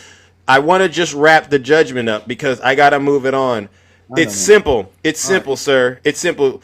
One, you don't have any smoke for the red states, all right? And you didn't even bring up these violent guys that are in these red states going around doing unalivings with, the college students up there in northern Idaho. You know what I'm talking about. The one that lured the fire department out there. The ones that are going around at, Emory and University and stuff. You don't have any smoke for that. You're not outraged about that. But as long as it's about going after your fellow Americans, as long as it's about going after Americans who are Democrats, you like go for it. I understand. And then the second thing is this. You have no problem with Donald Trump being a criminal because somewhere in your world, he's a victim. Despite the fact that was elected president of the United States. DJ, because I'm not even going to do into that. I'm not getting into that. You know that Nobody he was. must agree with me, Zeus. DJ, he said Epstein was a terrific guy. They hung out together. They got pictures together, DJ. And if a million people are going straight to hell, DJ, I'm pretty sure you would be one of those millions because you know what? You enjoy the company. Misery loves company. I totally get it. And so, DJ, on that note, Big Zeus has to move it along. Ladies and gentlemen, what we're seeing right here is the decline of MAGA. DJ, we've given you a free education and you've just took. And you haven't contributed to the platform the way you should have. All right. And you know exactly what that means. You're not doing the work of the Lord. No, you're doing the work of the devil. Oh, no, I'm not. Ladies and gentlemen, let's go ahead and condemn DJ and send him where he belongs. Oops. I hate it when it does that, Jim. Come on back up here, DJ. Go straight to hell. Where'd you go, Jim?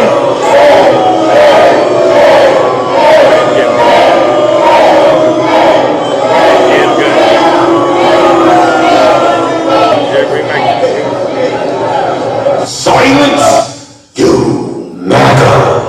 All right, W Jim, W Zeus. Sorry for the technical difficulties, but we got through it. That's okay. I just want to let everybody know that I have said this before and I'm going to say it again. DJ for me is one of the scariest people on this app because he tries to act like he's calm, cool, and collected. But what that sound is he has no affect. That's AFFECT. Go look it up for yourselves. Help educate your minds. He has no affect. AFFECT. And the reason it's dangerous is because men like that, those are the ones that will also support commitment of crime. Those are the ones that will allow it as long as it benefits them. And white males in our society are the #1 perpetrators of crimes against women and children in this country and against our people day in and day out. We have got to start paying attention to the fact that these people are dangerous to our society. Yep. They vote for criminals. And that was the perfect example of a cult member. Even when evidence is presented and data is confirmed, they will still go and vote for somebody who commits crimes against their own people. Bingo. And that is how dictators become dictators, is because the followers are so desperate to lick the boots of real rich, wealthy men that they want to make sure that they are in proximity to those people.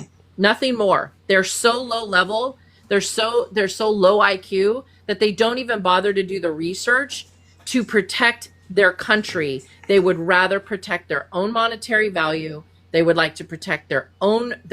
Everything is about themselves because they are literally pathologically incapable of caring about others. Exactly. All right. Then thank you, Jim, for coming up. I knew I was going to need to bring you up because when you were talking the first time, he was crying and he wanted to come up here and get that off. But you did an outstanding job totally destroying him. All right. Thank you. I just want everybody to understand the importance of something before I drop. Make sure that you're doing your own research. Just because you hear it on TikTok, take notes while you're on TikTok lives. Take notes and then do yourself a favor and Google them so that you can see whether or not what the person is telling you is based in reality or whether it's a talking point. Just because you read a headline doesn't mean the article is going to say the same thing as that headline. That's what they call the hook. That's how they get you in to read it. If you're reading and taking in information from Fox News or Newsmax or any of these places and you're not researching what they're telling you, then you are falling for what's called the okie doke. And what we're witnessing in DC is let me claim that there's crime happening here. All the while, I told you I couldn't call in the National Guard during an actual insurrection. And I sat there for 3 hours and did nothing while law enforcement officers and members of Congress and the sitting Republican Vice President of the United States lives were being threatened. I didn't call in the National Guard. I didn't use my power to federalize Washington, D.C. But when I'm under investigation and the Epstein files are being questioned by not only Democrats, but Republicans and people worldwide, I'm going to create what's called an okie doke and have you look over here at Washington, D.C. while the actual crime of pardoning Maxwell, moving Maxwell, me sending my personal attorney in to talk to Maxwell, I'm gonna create a cover by criminalizing Washington, D.C., by criminalizing migrants, by criminalizing women who are seeking health care. That's what you're witnessing in this country right now. And if men like DJ are okay with it, ladies, you better start reconsidering your orientation and who you associate with. Amen. Love you all. Peace out. All right, W. Jim, no lies detected. So as you can see, ladies and gentlemen, that was a MAGA beatdown out of this world. And you wouldn't have seen anything like that before, ladies and gentlemen. You wouldn't have seen anything like that. But that's what happens over here on this show, W. Zeus.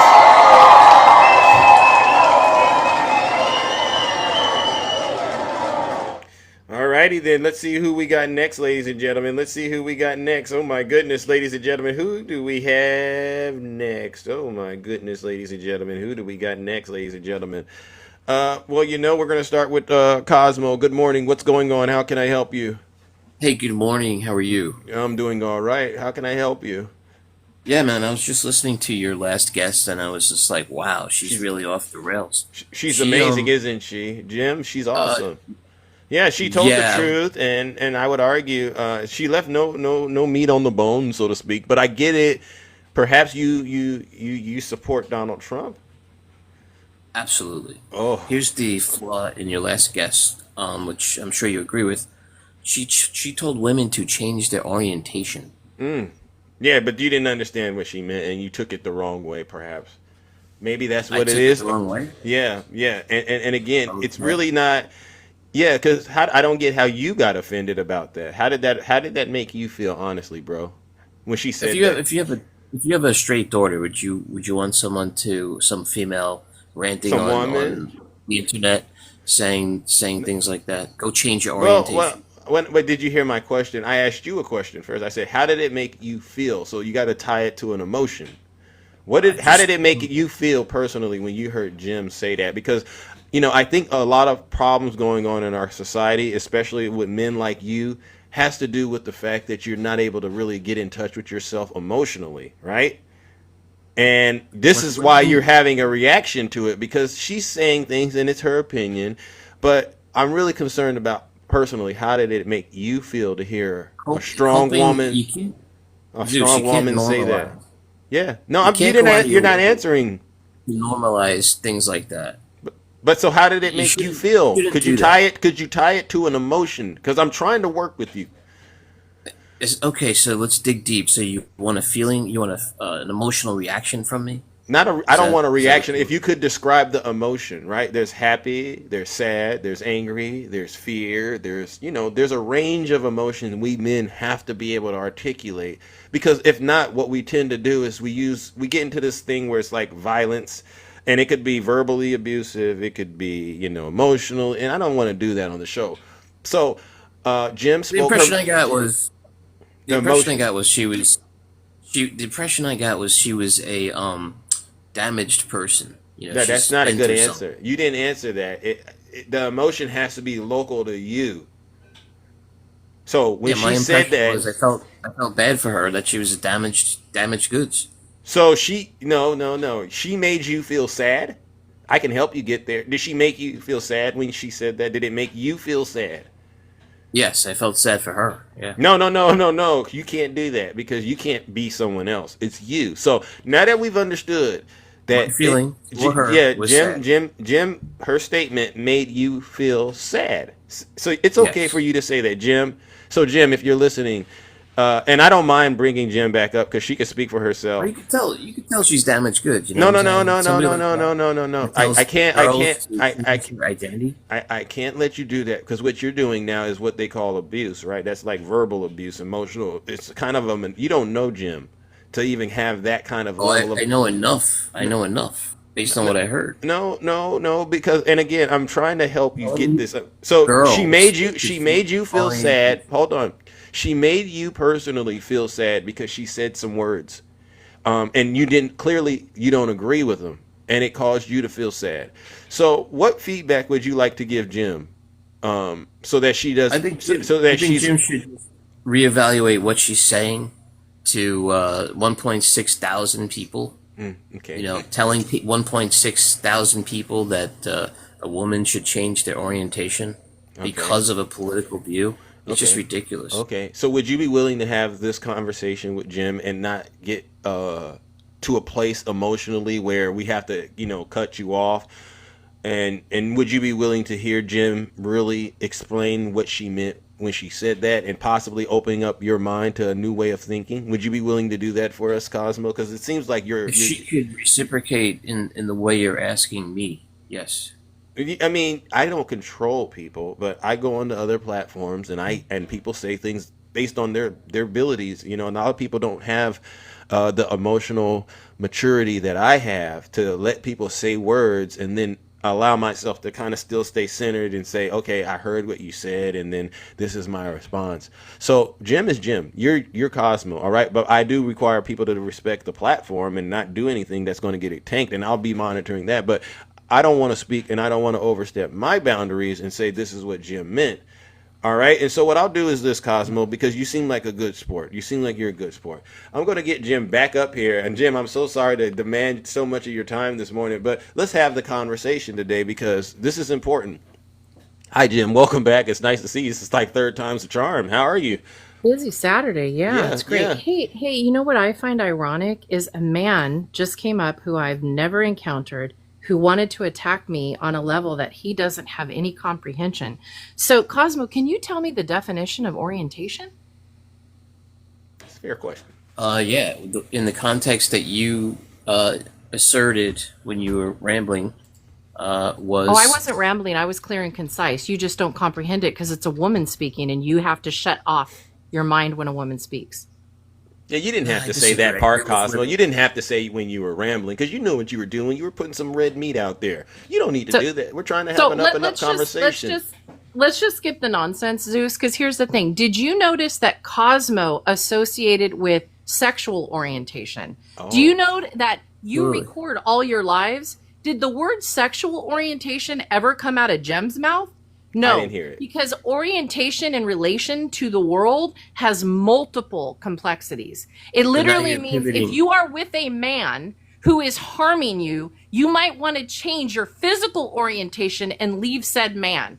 It would also reference relative orientation. It would also have more complexities that if you are having mental health issues in said relationship due to domestic violence, that you would step away from said man. So I know it's hard for men like you, and the only thing you guys think with is the smaller brain you have.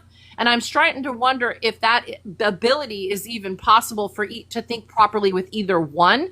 But the fact that you identified it to sex when Jim did not say anything about sex shows me exactly where your mind is. And that's the problem with you men, is you think that your predatory behavior and that words like orientation suddenly have sex tied to them when it could have been political orientation, it could have been physical orientation, it could have been relative orientation. You assigned it sex. And I don't can need read to say the- anything and I can else read the because definition. that's exactly who you are. And for the audience, So- thank so you, you're Jim. pivoting. I'm going to read the definition of orientation. It says the determination of the relative position of something or someone, especially oneself, the relative physical position or direction of something. So that's what the definition says. Would you were going to say something, Hey, we Cosmo? appreciate that. But all I'm saying to you is the way it came across, and she's pivoted now. No, away she from didn't pivot. What it was. No, she did So- not. These so- lines are recorded. I am so strong in what I stand on. I assure you, I am What does the perfectly recording fine have to do with what what is- he's going to show today. She's Excuse me, saying miss. she's saying, Cosmo, that from the way that I heard it, she never mentioned sexual orientation, right? And you agree? If someone says orientation, it doesn't necessarily mean it's a logistical thing. It could mean it's sexual. It could mean logistical. It could mean a lot of things, like she said. The way it came across on the screen was sexual orientation. Oh no! Okay, no. so let's do a study. Ready? For the comment section, how many of you took You what I can't do said that. as I was telling It's women not to gonna lie. change their sexual orientation? If you believe that, put a 1 in the comment. If you believe that I was talking in generalization, that women need to stand up to protect themselves and their orientations, whatever that may be, whether that's physical, relational, logistic, as he wants to use now, thank you. I think the Who hurt twos you? have it. You're Just welcome. tell me who hurt You're you. Who hurt welcome. you? You know So what? no, I Cosmo, wanna you tell can't say that. That's something. my line. That's I my wanna line, tell you Cosmo. something. You know what's Okay. interesting? When a man says to a woman who hurt you, it tells Yeah. me that you are a predator. It Really? tells me that you already know that you've Really? created so much baggage in this world that you have to come on lives and attack women in your flat That's affect not because attacking you are women. one of the people. That's You don't women know me attacking from men. Adam, It's sir. Me Too But I movement. will That's tell women you that attacking most men. perpetrators in my life See, have Cosmo? been white males. There you go. Do you Women want to speak to that, Perpetrators Cosmo? in my Cosmo, life that's- have and that's been a- white males. and that's a good And point, I'll tell Cosmo. you right now, you're That's one great. of them. Great for black males. That's great for the black men. Cosmo, if you They're don't perfect. mind, and we can The talk about racism. black men black in just a people are second. Cosmo, we can talk about black men in just a quick second. But Jim brought up a very, very solid point. What about the white men in this country who are causing all this harm? Do you know anything about that? And if You mean, I was thinking more of Does Bill that Cosby, Diddy, Kelly. And I R. said, Kelly. and I I'll was talk thinking of about those that, guys. but I'll talk about them too. But I just was honestly, thinking of those guys, but buddy. honestly, Did Cosmo. you notice he asked me a question and now he's going against black men? Yeah, and I see him doing it, and I'm Well, not you guys biting started it. I'm with not. the white men then. Yeah, because You attacked white men. because we're doing it in order No, I'm that just we telling think you, is more R. Kelly, important. Listen, Cosby, Cosmo, OJ. Cosmo. I get it. You're again. Well, more. No, I want you to just answer the question, and then we can get into those. All right. There's these white guys doing things like, and I talk about it in northern Idaho. You heard about Brian Kohlberger, and then the other one. I heard about some guys in Cincinnati getting beat up. I heard about that. And we can talk about that too, but speak about the white violence if you don't mind. What's going on in your world? Because you notice, hey, if you notice when you got up here, I didn't react and insult you or anything. I actually checked in with you, and I told you I'm speaking to you because I'm tapped in, and I see that there's an emotional issue happening in your world. And unlike a lot of people, I understand that this is tied to a lot of men not being able to actually check in with themselves and speak on how they're feeling, right? So let me address that. And so my question is, why is it so difficult? Do you feel like it makes you a beta male if you speak on your emotions? Do you feel like it makes you seem weak if you talk about how you're feeling? Because it's so easy to pick apart and look at other people and say they're the problem, they're the problem. But it's really hard for you to tell us. Yeah, tell us all. I'll be honest with you. Like, for me personally, if you're a man that walks around crying all the time, you know, has his feelings laid out on his sleeve, you don't work out, you know, you don't make money, you're not successful, then you're pathetic. Yes, I feel like that, yes. How old are you? 49 and a half. Because you just described... That was pathetic. Jim, didn't he just... And a half. Jim, didn't he just described all of the Trump supporters, didn't he? Yeah. See, but here's the thing. I don't have any time for people like Cosmo, because here's the interesting part about Cosmo.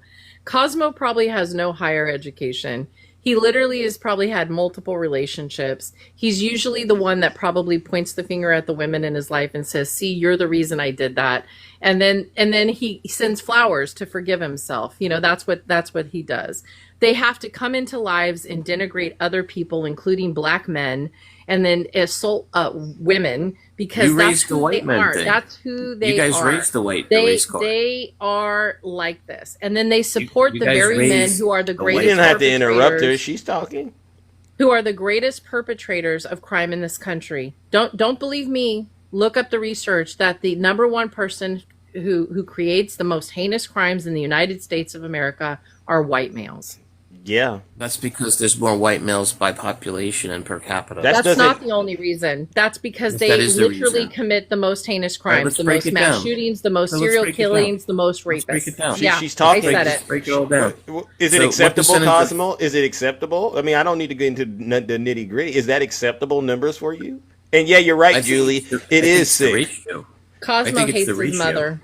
I think it's a ratio that you're pointing to. Julie, it's not typical libs, Julie. It's not typical libs, Julie. What you see Jim and I doing is we're actually trying to help you. We're trying to help you, Julie, because Julie, we know that behind those doors that you are in with those MAGA men like Cosmo, you can't have these authentic discussions and unlock them the way that we're unlocking them. But Cosmo knows that what we're saying is 100% spot on. He's a person, and Cosmo, I'm going to diagnose you because we don't got much time, but you're a hurt man, all right? You've been hurt and you have not dealt with the pain. And so what you've done is you've found someone like Donald Trump and his cult to make you feel like you're dealing with the pain and you're actually making progress. And I've been on that path before, Cosmo, and I just want to tell you it doesn't end well. There's no shortcut to doing the work. All right? You have to learn how to really check in with yourself emotionally and talk from how you feel and not look at other people. And then that'll help you have better relationships. All right?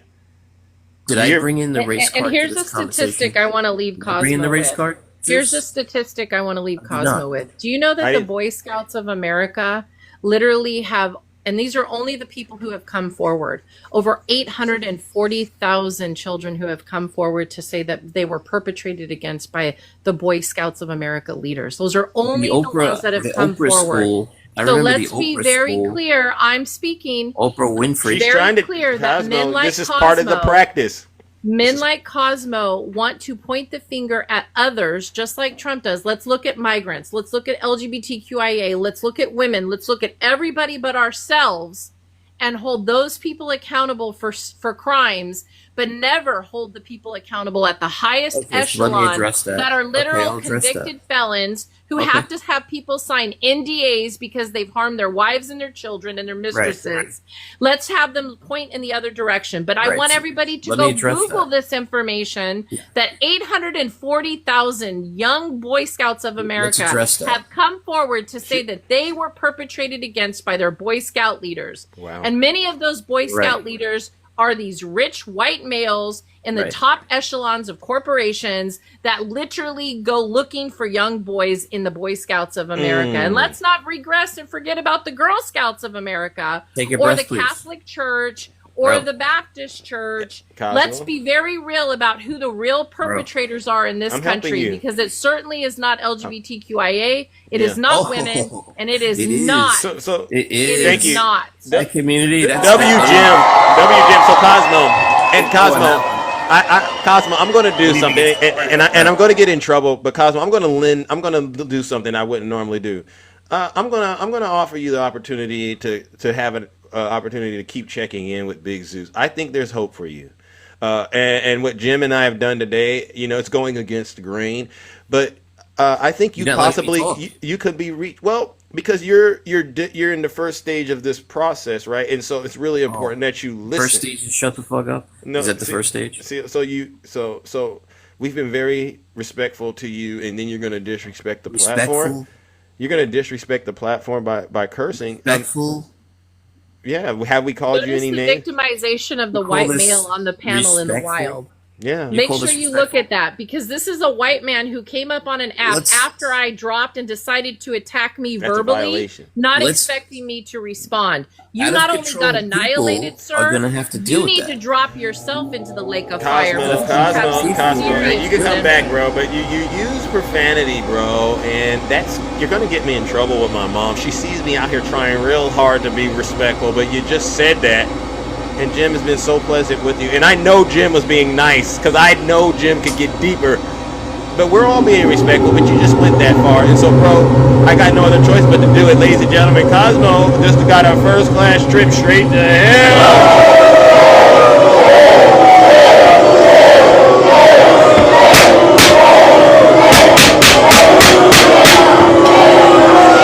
Silence, you MAGA daily. W Jim. W Zeus. We can't have that. We cannot have that.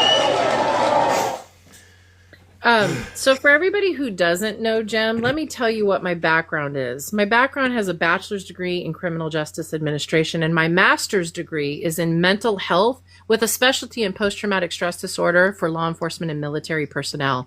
Not only did I do 14 years training people to not unalive themselves, teaching them all the things that they need to do to reach out for help, I also run many groups. I was a therapist for 9 years. I stepped back from being a therapist, which my cases were CPS cases for sexual assault and child cases, in addition to law enforcement and military personnel. So for those of you who think you can come for me, you better come correct or don't come at all, because what we just witnessed was a class of a literal malignant narcissist with flat affect who literally has some mommy issues, who can't hold down a woman if he even, that's all he can do. Hold down a woman. Oh, W Jim. Oh, I saw what you did.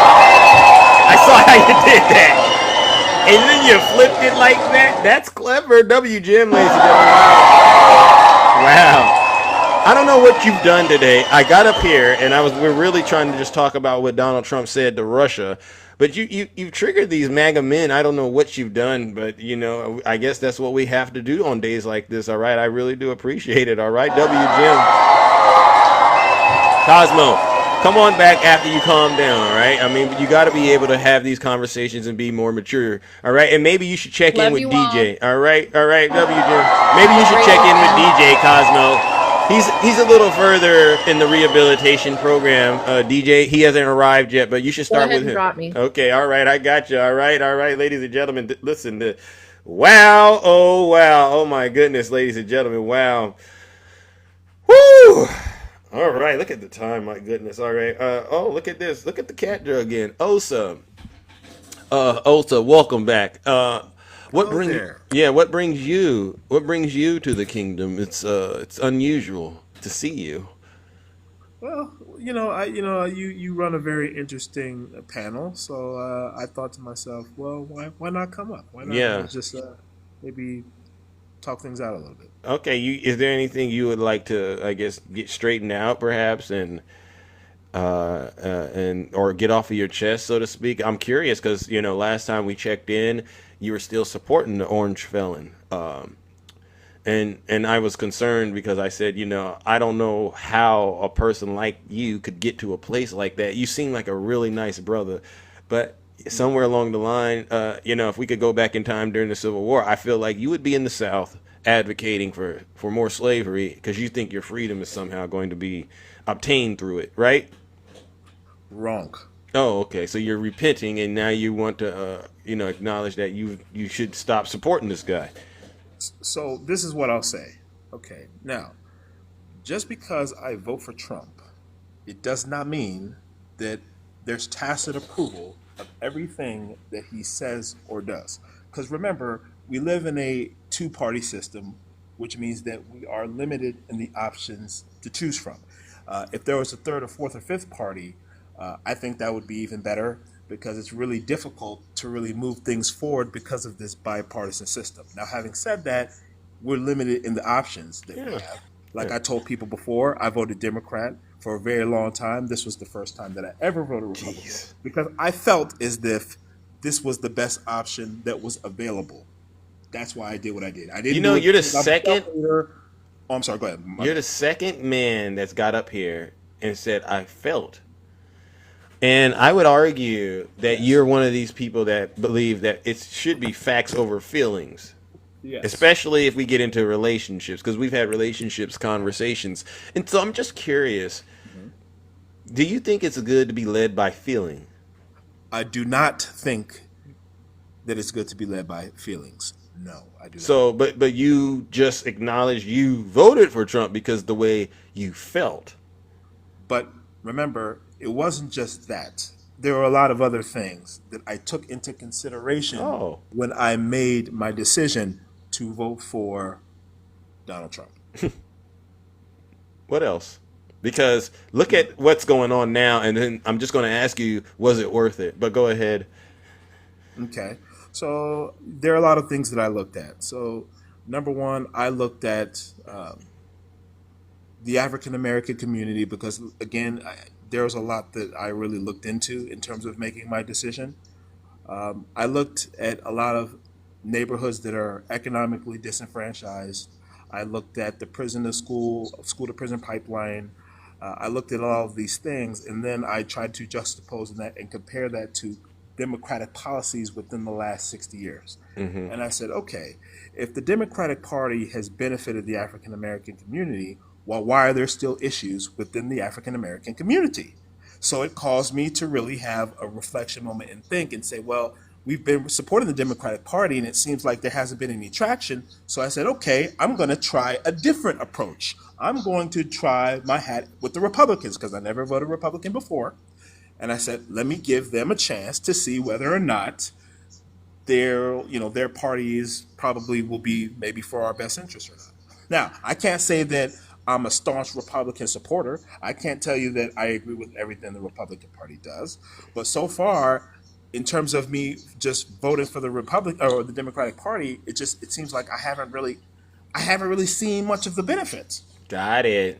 And it's amazing that you said those words because you haven't been around for 60 years, right?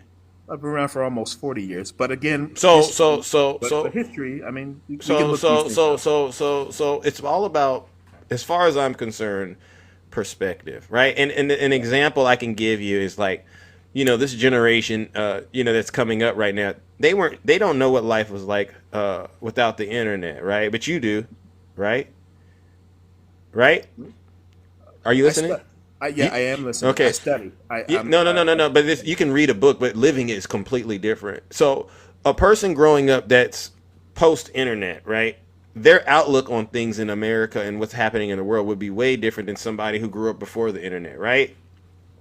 And so imagine somebody talking to you and saying, oh, we haven't made any progress with technology. All we have is this and that. You would probably look at them and go, wow, do you know when I was growing up, none of this was here. Right? Okay, right? So let me respond to that. So you saw what I just did. You're saying in your 40 years of living, you haven't seen any progress, which to me is bizarre. Because if you go back in time, this conversation that we're having, all the things we're being able to do in the United States that you take for granted now, you wouldn't have been able to do that. You do get that, right?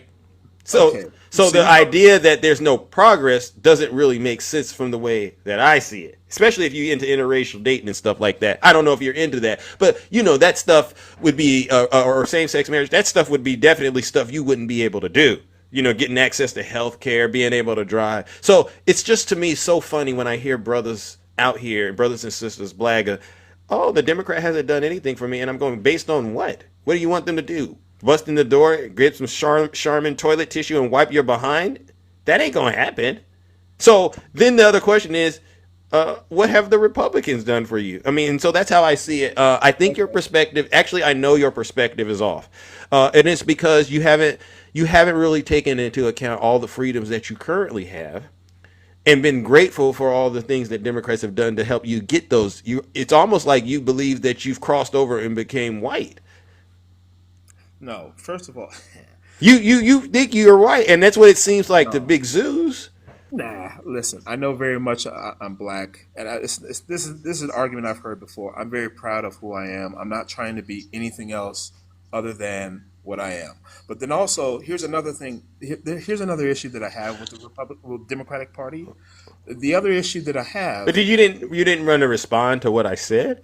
That perhaps I can respond to what you said. I can respond to it okay. So in terms of my perspective. Yeah. So here's the thing. So of course, I mean, you and I both know you're a smart guy. Of course, there's been some level of progress. I'm not going to say there hasn't been any full stop, but what I'm saying is that the Democrats are campaigning on one thing, but yet we're seeing different results. In other words, what I'm saying is that the Democratic Party sort of prides itself on, equality, the advancement of people of color and things of that nature. But yet, on the flip side, they support Planned Parenthood. Since Roe v. Wade, since 1973, and you can look this up in the Center for Disease Control, there has been approximately 20 million people, black people, mind you, that have been aborted since Roe v. Wade. Now, that's why I have an issue with the Democratic Party, because you can't say that you support my community, but yet you and your entire party support an institution that was founded by Margaret Sanger, who was a known eugenicist, who said she wanted to take African-American babies up and pluck them because she believed them to be weeds.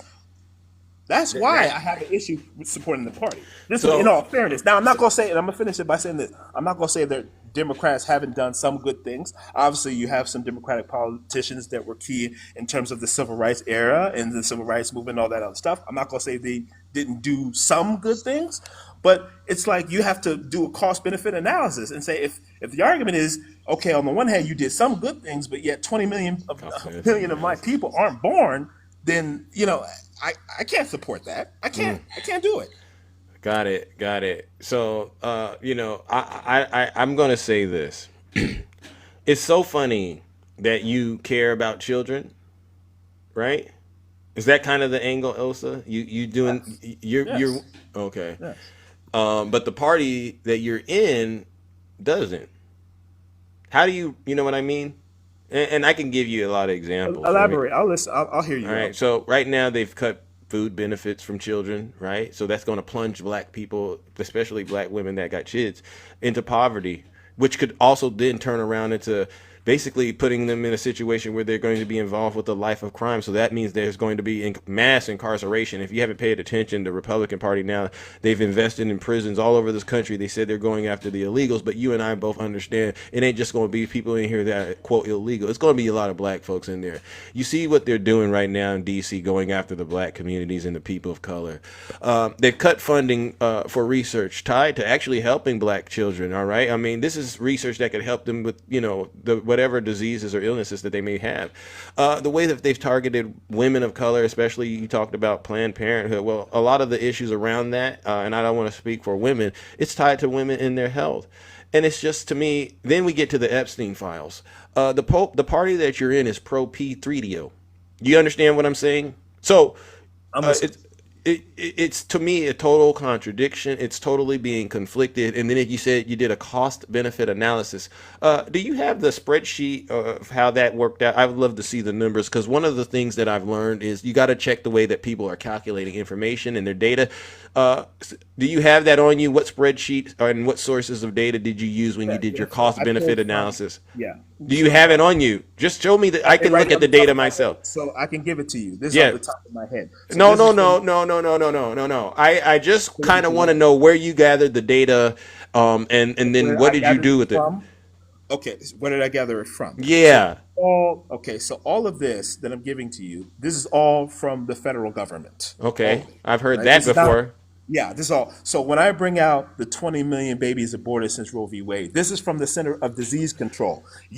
But where's the benefit analysis at? Where is the comparison of what the Republicans are doing and then what the Democrats are doing? Because from the way that you're saying this, your position on this one issue overrides all of the other contributions that the Democrats have done. And I've never heard that argument. And so, because I know one thing, I know Democrats, for instance, have been very instrumental in cutting black poverty down, bringing black poverty down, right? And that's important to you, right?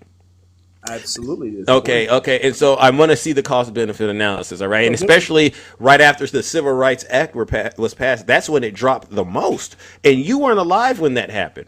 And this is the kind of mindset I'm trying to make sure I got an understanding. Like, what time frame were you using when you did your cost-benefit analysis? So when I did the cost-benefit, I'm looking from the Civil Rights era, so 64 to now. Okay, so got 1964 to now.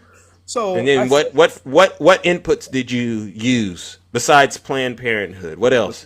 Besides what economic factors did you bring in education? Did you bring in like education and which party contributes to black folks getting education? Did you add in you add in Obama's Affordable Care Act and how that would help black families? You added that in? Everything. And I'm just throwing things out. You did the PACT Act, the CHIPS Act, and then you. Okay, so let's see the spreadsheet. So let's go. So I can go from. So I just can turn go your camera on. No, huh? You can turn the camera on and show us the spreadsheet.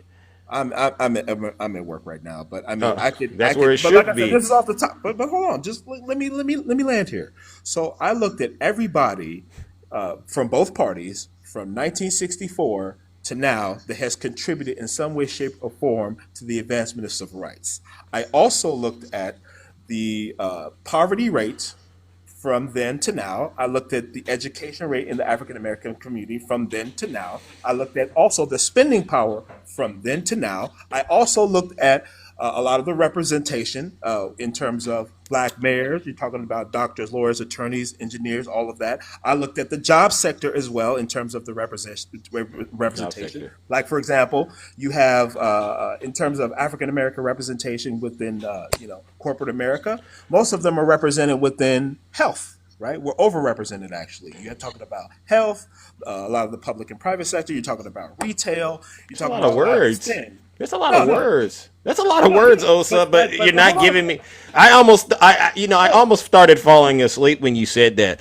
What other things is this, Osa? I don't like people just saying a bunch of words. If I wanted to do that, I hit play on the music. Okay, so what do you want? So be specific. Just the information that I've asked. I want to see your cost benefit analysis. Okay. So I can tell you. So I can tell you the cost benefits. Okay, maybe you know what, Osa. Let's go here. Here we go. Let's talk. I got it because I got a little bit of time, but I want to bring up my good friend Nutty, and Nutty can actually do a lot better and go places I can't. And Nutty, you're there. I'm here. And have you heard this conversation that I've been having with this brother who's trying to convince us that he's done a cost benefit analysis and that it came out that Republicans are doing more for black people? Let me start by saying that's not that what I Osa's said. a liar. That's not what I said. Let's start by saying Osa's That's not a what liar. I said, by the way. So that's not what I said. You're implying it. So you can get up here and you can say you did a cost benefit analysis, but here are the facts. Here are the facts. Let's speak in simple terms so the 1.6K people that are in here can really take something away from the live instead of a bunch of bullshit. Okay? So let's do that. Fair enough? I got that, but it is what it is. Yeah, you caught it because I said it. So fair enough, Osa? I'm listening. Go ahead. Okay, so you talked about the reason why you voted for Donald Trump, because you wanted to give this Republican Party a chance, because over the last 60 years, oh, by the way, Zeus, I'm 51 3/4. Oh. So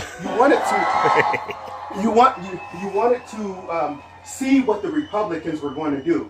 But yet, It's interesting that you said the last 60 years, because that is a great time to do a cost analysis, Osa. between the Democrats and the Republicans. Because the history that I know to be factual, not the whitewash history that you were taught in your suburban white school, but the history that is true, it is that the Democrats, the Democratic Party, Osa, is the reason you have the freedoms that you have today in order to do what you're doing right now. Starting with the civil rights movement, Osa. I would like to invite you, Osa. I would like to invite you to a class.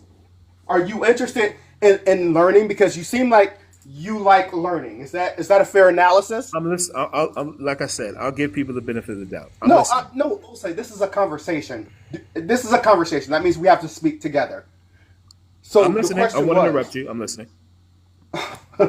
See, Zeus, this is why I can't with people like Osa, because we can't even have a simple conversation. Because a conversation means that two people, maybe three people, are conversing back and forth. Is that correct? Yeah. I just told this man, what's wrong with him? I told him I'm listening to him. I'll wait till he finishes, and then I'm going to respond to him. I'm listening to what you're saying. Okay, whatever. I invite you to a class on Sunday. Sunday at 5 p.m. Central Standard Time. It's called the Constitution. Class is in session. You need to come learn about the Constitution. I know about because, sir, you are sorely mistaken. Because if you want to really see what the Democratic Party has done, do you want to have a discussion with me, or are you trying to talk at me? I know about the Constitution. I'm not trying to. Are you like being serious or being facetious, or are you trying to talk with me and have a conversation, or are you like talking at me? That's funny how that works, because when I was trying to have a conversation with you by engaging you and asking questions, you're like, oh, I'm just going to sit here and listen until you're done. And now you want to cry. Which way do you want it, Osa? Which way? Wait. I'm confused, man. I'm here to have a conversation. We know you're confused. We know you're confused. Tell us something we don't know. What are you talking? I'm confused, man. I don't know. I don't know what's happening. Get it out, Osa. Get it out. What are you trying to say? No, look, we have a difference of opinion. I don't have an issue with you. Look, what I'll say is this. Like I said, I'm not a particular fan of the Republican Party either. Into the host point, there are a lot of issues. I'm sorry, go ahead. I'm going to say this to you because I got it queued up. Which we're talking about political parties, all right? And so what I'll read is some information. Analysis of the U.S. Census Bureau from 1947 to 2023 indicates that black poverty rates have declined faster under Democratic administrations compared to Republican ones. Specifically, black child poverty decreased by an average of 1.69 percentage points annually during Democrat presidencies from 1965 to 2022, while it increased slightly by 0.01 percentage points under Republican presidencies, resulting in a statistically significant difference of 1.70 percentage points. Cumulatively, over 26 years of Democrat leadership in this period, the black child poverty rate fell by a whopping 43.9 percentage points, whereas it rose by 0.4 percentage points over 31 years under Republican leadership. So, Osa, that's the way I looked at it. And so you said you did a cost-benefit analysis. That's what I'm looking for. I want evidence to help explain why you would go vote along the side of the party that's actually increasing black childhood poverty, and then you're the same person that says you care about the kids. Okay, so I'll make it very simple. Now, to your point, I'm not going to say that the Democratic Party hasn't done some good things in drafting a lot of legislation that had a benefit for the black community. But then my counter argument to that is that a lot of those benefits are negated when 20 million people are dead in my community. Okay, that's negated. Okay, so I'm going to clear that up real quickly. It's not negated because the people that are on the face of the earth, right? No. Osa. If I forgive your student loan debt, for instance, right? How do you say that that's negated because a woman had a procedure? We're not talking. Look. No. Because listen, men lie, women lie, numbers don't. The things that I'm reading here, Osa, they're having a real impact on black people. You understand what I'm saying? I hear what you're saying. And again, I will give you this.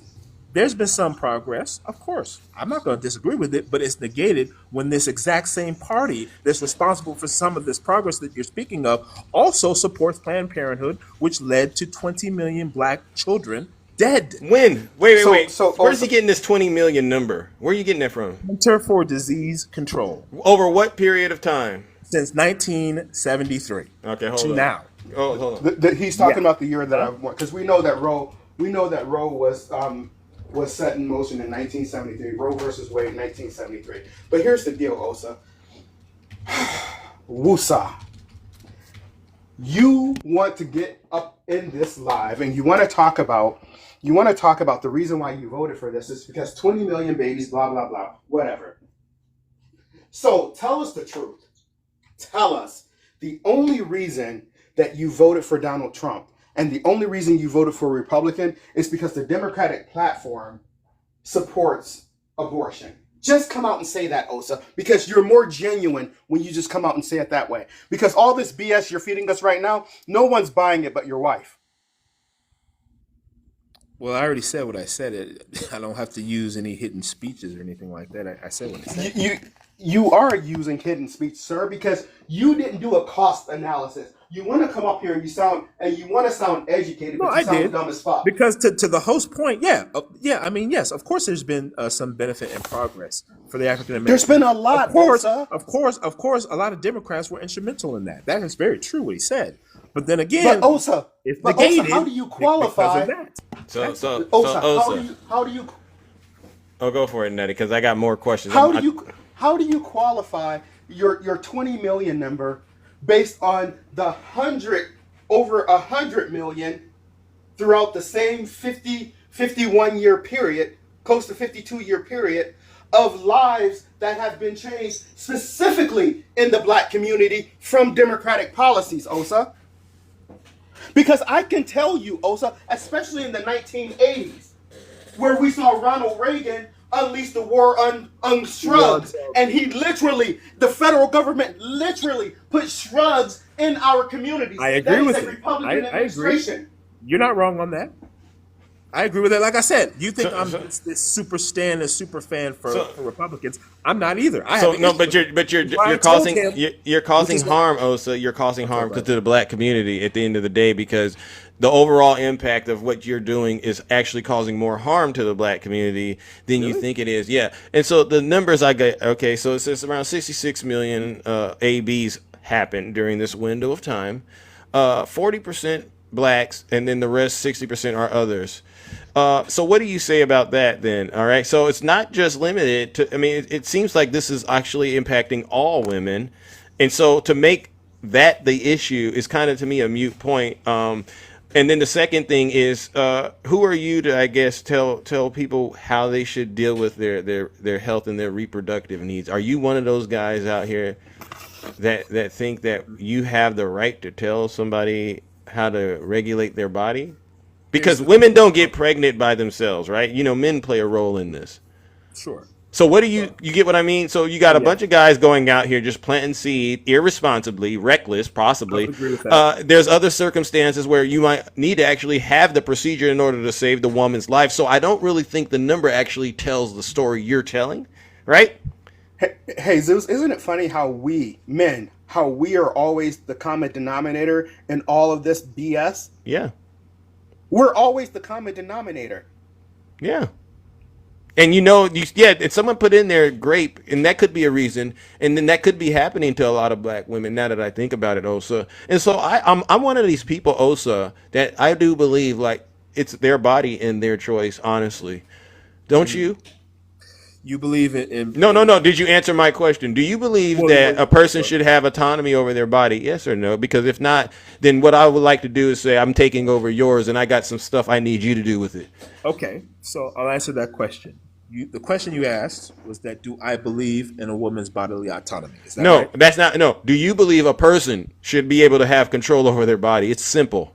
I do. Okay, so I'll answer it. The answer is that I do believe that a person does have a right to their own body. However, no. I don't. Wait a minute. No. So now you're just being a hypocrite. No, I'm not. Okay, what conditions? Because here's the thing. Yes, I do agree that a person has the right to their own body. Mhm. But what happens when you're talking about another body within the body? Does that body within the body have bodily autonomy? Well, No. okay, No. because you could No. be inside. Let me just Because he let me could be just inside answer. of a woman Does the hypothetically. body He could within be the inside body- of. He could be inside of a woman, Nutty. Hypothetically, he knows what I'm talking about. And to suggest that when you're inside of a woman, sir, I'm assuming that's, or you could be inside of a guy. When you're inside of them, that all of a sudden that turns you into their what? Their commander or something? Is that what you're suggesting? Because you know that's how intercourse works.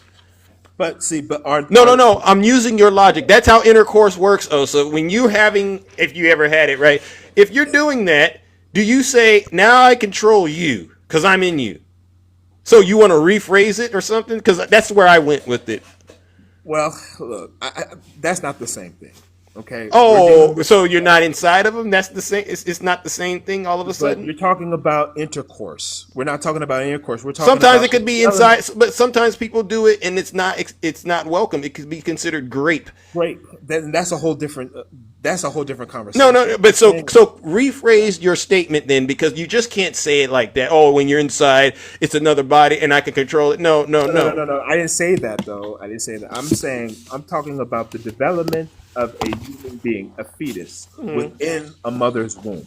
This is what I refer to when I'm saying a body within a body. Like you asked me, I said yes. A woman doesn't have a right to a bodily autonomy. I do agree with that. Yeah. However, does the body within the body, that means the fetus, do they have bodily autonomy? Do they have the right to life? I believe they do. So I'm sorry, I got to stop you. A clump of cells is not a body. Period.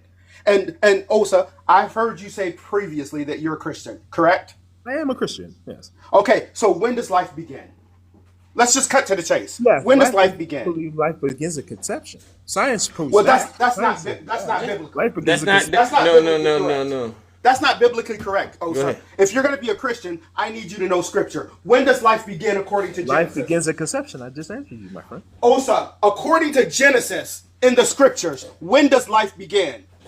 Life begins at conception. Okay, he's not going to be. He's not Okay, so intellectually honest. so- Life so- begins, and God breathed life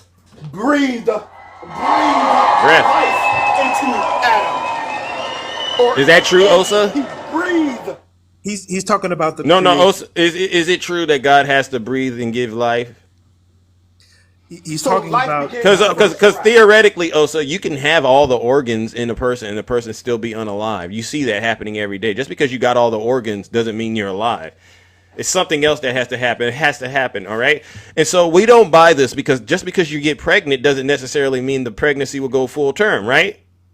yes, that's true. Okay, and so that would be considered an AB, right? But No. Osa, come on, let's be honest, man. We're grown men. If a woman has to go in and get that dealt with, it would be considered an AB. because A that's miscarriage, there's miscarriages. So Osa, what I'm go saying ahead. is, I what don't I'm mean to saying, interrupt you. Go ahead. yeah, what we're saying is this. I'm just not convinced you understand what you're really trying to stand for, right? And it makes me wonder, have you ever been in a situation where this happened to you? Is this a personal thing that happened to you? Is this why you're so worked up about this? Because I don't get it. No, it's not. I mean, I'm not going to say it's a personal thing. You would- but you- I you would- would say. I'll put it this way. I'll try to be quick with it. I'll say that again, I want to see people prosper. It hurts me to think that you have this institution, Planned Parenthood, that's behind. It's not just, listen, you could go anywhere else. Planned Parenthood that's behind. It's not just, listen, you could go anywhere else. You don't have to just go to Planned Parenthood, Osa. You don't have to just go to Planned Parenthood to get that. You get this, right? They don't only do it at Planned Parenthood. You get that? They're the primary drivers behind it, though. But No, yes, they're there are not. Places to do. They're not. No. you sure about Also, why do you hate healthcare so much? I don't hate healthcare. Abortion You do, is not you do, healthcare. Osa. Because here's at Abortion the end is of the not day, a Osa. healthcare, though. Osa, it is. That's healthcare. He thought Planned Whether you Parenthood want, did it. to believe it or not, it is healthcare. You don't have to agree with it, Osa. That's fine. So You dismembering don't a baby Osa. in pieces Osa. and removing Ja- it, Osa. other, that's healthcare to you. Osa. You don't. You have to agree with No. Answer the question. Is dismembering No, a that's baby what I'm and trying to then get you sucking to it do, out is of a answer a mother through a question. vacuum into pieces? Is that healthcare to you? Osa. So here's the thing. Antifa. I'm gonna answer it, Osa. If the doctor is doing whatever they need to do, then that's really what it is. All right? You can sit there and get triggered by as much as you want, but unless you can sit there and get triggered by as much as you want, but unless you are in that situation, sir, I really think you're going above and beyond to try to make it seem like it's something it's not. In a lot of these situations, this is a very personal situation that a woman has to go through with their doctor. And for you to kind of just trivialize it like that, it blows my mind. It really does. And it just tells me how disturbing and disgusting you are, because you don't understand. You don't understand the human body. You've never taken. Hey, Zeus. Yeah. Zeus, can I pose a request to you, sir? Sure. So you're not a doctor. You're not an MD. I'm not an MD. And Osa's not an MD. But we do have MDs in this room. Dr. Keisha, I think she's in the chat. Can Dr. Keisha come up and tell us what's healthcare and what isn't? Someone who actually matriculated from school and is she's a. I would have to drop everybody to bring Dr. Keisha up because I don't want. And that's fine because I like listening to healthcare professionals who can tell us truth. Fair enough. I would be willing to do that, and we got a little bit of time. I'm fine at dropping, but I'm fine. But because I don't want nobody, besmirching her name and her credentials and stuff like that. And what Osa is doing, he's making me very, very uncomfortable because I do understand that Osa probably has funded some of these, possibly personally. And may not even know it because it seems like women, because you don't understand the woman's body and the things women go through. I don't even fully understand it, but I know when to stay in my lane and get out of the way. Good morning, Sunrise. How are you doing? Good morning. I'm okay, Zeus. How are you? I'm doing all right. I do all right. I'm glad you were able to take time out of your morning and help us get some clarity on this matter because it's out of my wheelhouse. You know it, but if you don't mind. Yeah, I'm just listening to Osa. Good morning, Osa. Good morning, Antifa. Hey, Sunrise. It's so infuriating to hear men like Osa. You keep bringing Planned Parenthood up. And I'll preface this by saying that I work in women's health. I am by no means clinical, but I work at a clinical laboratory, right? Specifically, um, uh, for women. For you to make claim or seemingly have the understanding that that is the primary, that AB is the primary responsibility or service of Planned Parenthood is loud and wrong. Thank you. Planned Parenthood does pap smears for cervical testing. Planned Parenthood does STD, STI. Planned Parenthood does referrals for mammograms. Planned Parenthood does biopsies for cervical cancer, ovarian cancer. Planned Parenthood helps women who have fibroids. Planned Parenthood helps women who have a multitude of reproductive issues. Shame on you, Osa. In those cities that you seemingly are so concerned about, where people don't have access to those services by way of private health care. Okay, so if I could respond to what that. did she say, Osa? What did she say? I don't want you just to respond, just to be responding. I can tell you. She said that basically, to sum it up, that there are a lot of other services that were provided by Planned Parenthood other than not are. Yes. Were is past tense. Yes, are. So I heard every single word that she said. And so my counter to that is that 96.9% of all of the services of Planned Parenthood are abortions. 96. That is not correct. Osa. And if you want me to go, Osa, where did you? That is not correct. Here. Osa, where did you get that information What I'll from? do is, so what I'm going to do, give me a minute. I'm at work too, so give me a minute, about a minute, 2 minutes. Okay, so we're gonna say what Osa just said is a lie. No one should go away repeating it. All right, but he's gonna come back and get us the information. Please continue, Sunrise, because he's struggling. A known. I just get so sick of these misogynistic men who make claim of what women should do when there are husbands and wives who have to make this decision as a married couple. When things go wrong during pregnancy, when life is at risk, whether it be the mother's or the child's. This narrative from the Republican Party, like I just went out on a Saturday night and hooked up and don't want to take care of their responsibility, is something that they have intentionally engrossed in their base. Thank you. I work at a laboratory where we test products of conception. Yeah. When a miscarriage happens.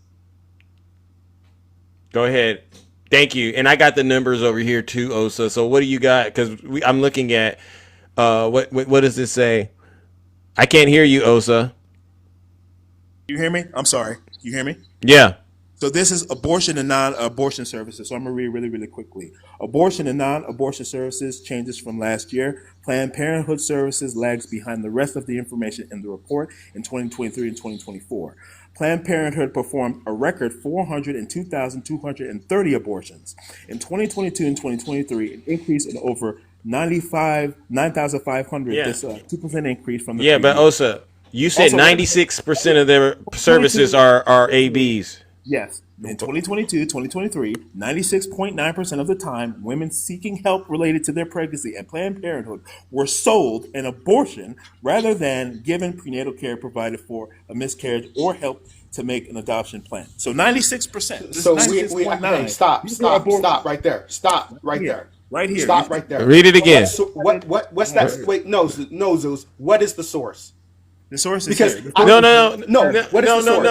He misinterpreted it, Nutty. It's talking about women that are trying to get health tied to that, get support tied to that. But what Sunrise is saying is Planned Parenthood, they provide other services besides that. We're not talking about just that.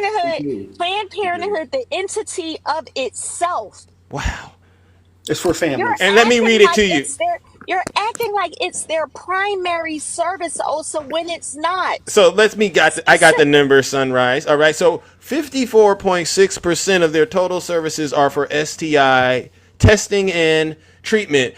23.7% is for birth control information and services.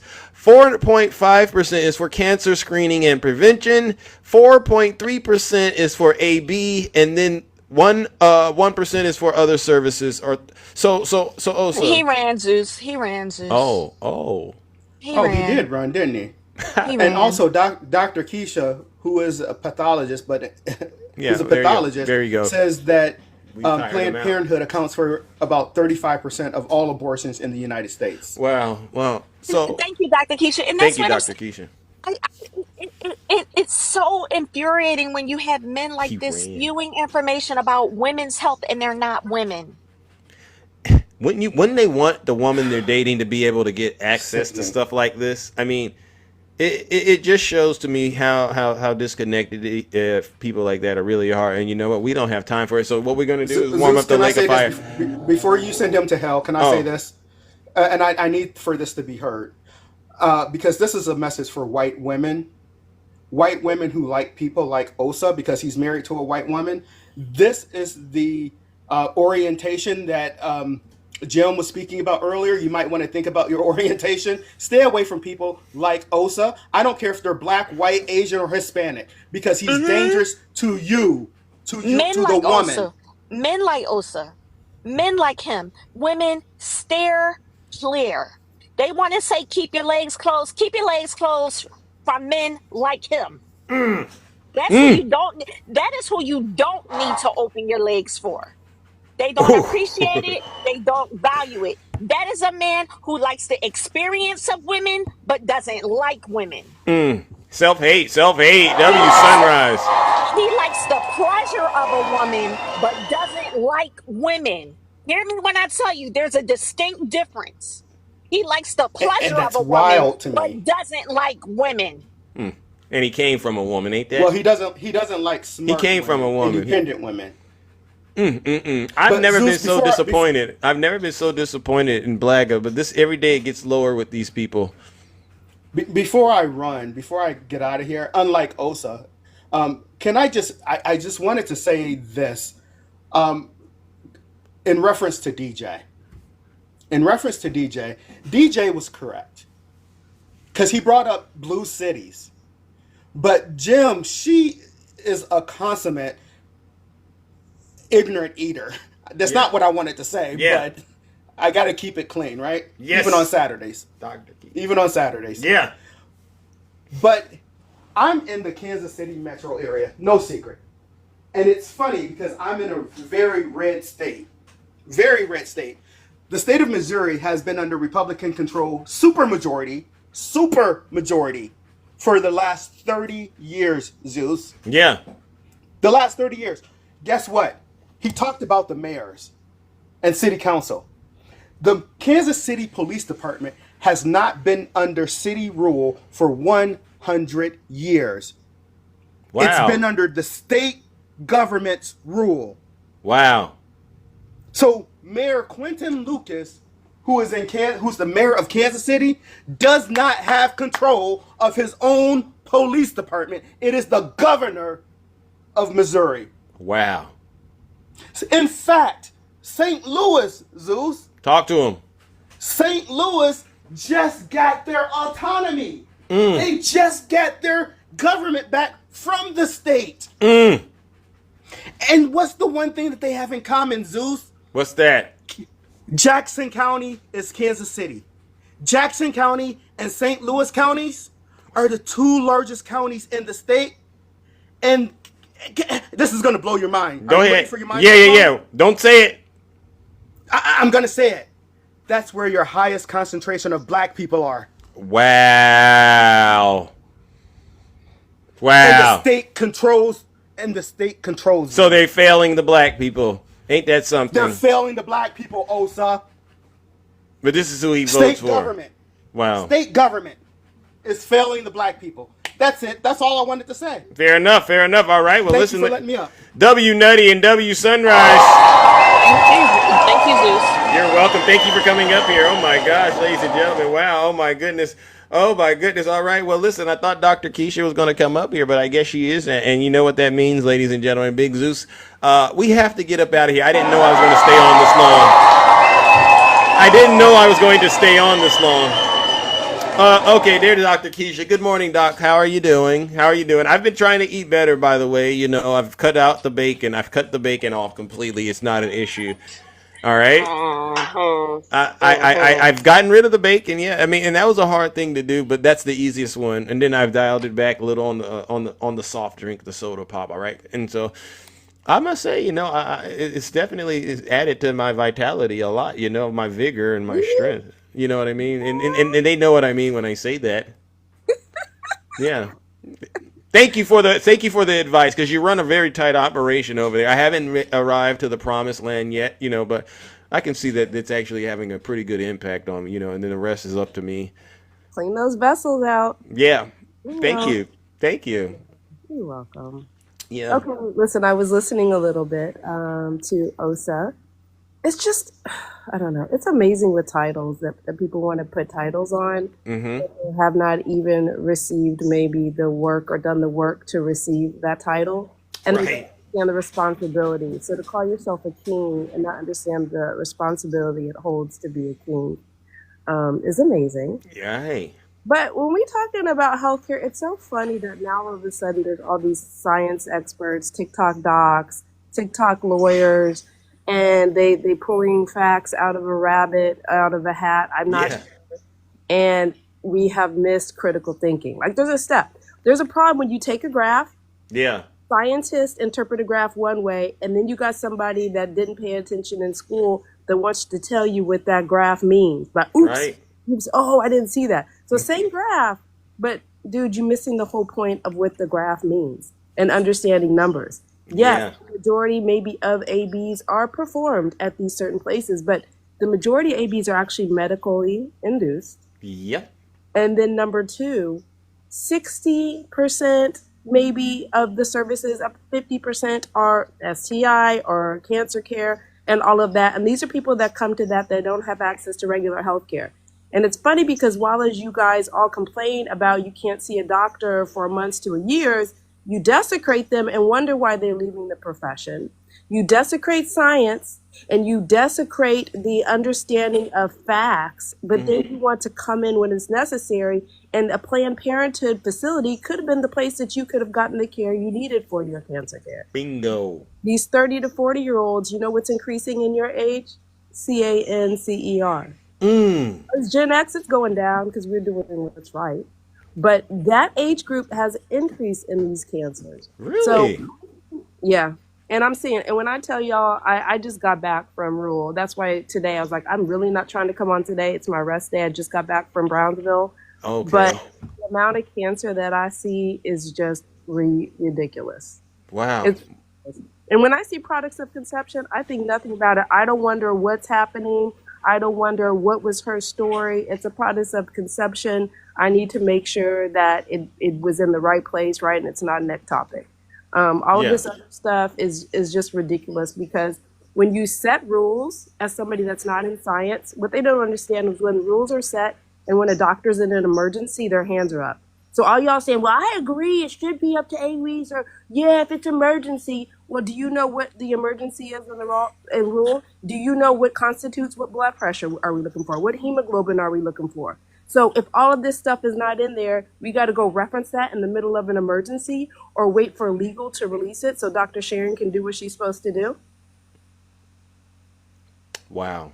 They don't understand that when it's at that moment, it's a lot going on that is outside of what they are imagining in their minds is happening. Because to be honest with you, doctor, what Osa is saying is, I just think a lot of women are going around here unaliving innocent children because they're being irresponsible. This is his mind. This is some sick stuff.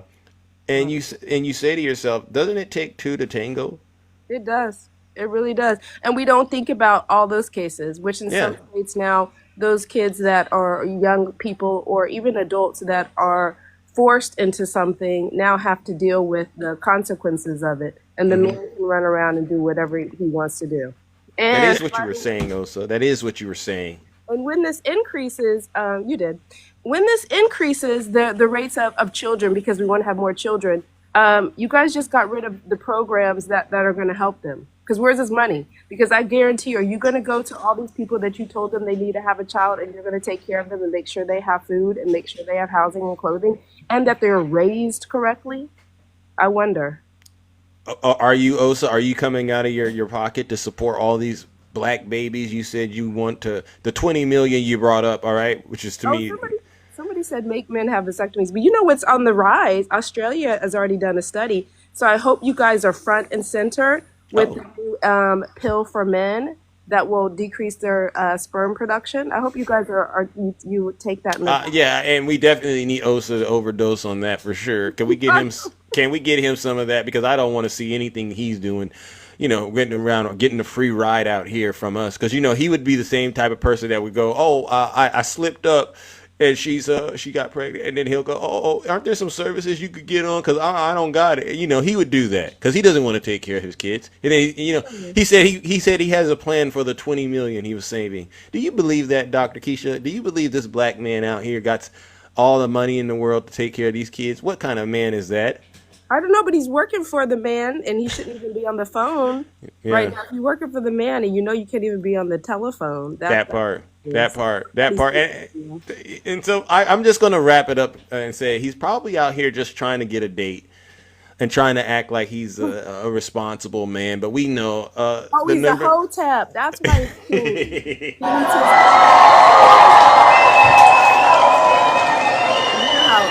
How we feel about the hotep, right? Yeah. Tell him. I mean, you're exposing him for what he is, because I don't buy this narrative that they genuinely care about black women and their kids. I don't buy that when I see these guys coming up here and saying that, because the proof is in the pudding, right? And he should have been saying, what can we do to help these people in these moments, right? Instead of getting out here and just trying to judge them and condemn them, and then at the same time support an administration that's cutting funding that actually helps children, right? Whether it's the SNAP benefits and stuff like that, or in your industry, in the medical industry, right, where they're cutting the funding that helps kids too. I mean, it's crazy. And all of this happened with a bug saying that ABs are happening up until the 10th trimester, according to Trump, and things that are completely don't even make any sense. Yeah. People ran with it because you guys didn't go to biology class or understand how medicine happens, because there's a governing board. My 3 board certifications, which make me a triple board certified physician, go with rules and governing. And you cannot practice or in a state or have these certifications if you don't follow them. So even the academy, the board of obstetrics and gynecology, does not even allow that in certain circumstances. So when these laws are in place in states where y'all saying they allow it up to, it's giving the doctors the ability to practice in these rare circumstances they need to. It doesn't mean that, they can do them now anyway, any free willy. No doctor would do that. They would lose their license. We have a board. That's why there's these fake doctors and fake kings that don't have anyone to answer to. They can say whatever they want. Wow. Which is why you understand why I watch how I run myself, how I come onto these spaces and speak, and who's around me, because I do have someone that I do respond to. I do have. And you can Google me. You can look up my NPI number, because there's nothing I'm doing that's outside of the practice of medicine. And we got to protect that. We got to protect that, because I don't want anything to happen with you. But what you're doing is, honestly, it's actually, I would consider it more like volunteering. You're really out here in the trenches and engaging folks in the moment where they're at and correcting them when you can. All right. And so I want you to know I genuinely appreciate that. All right.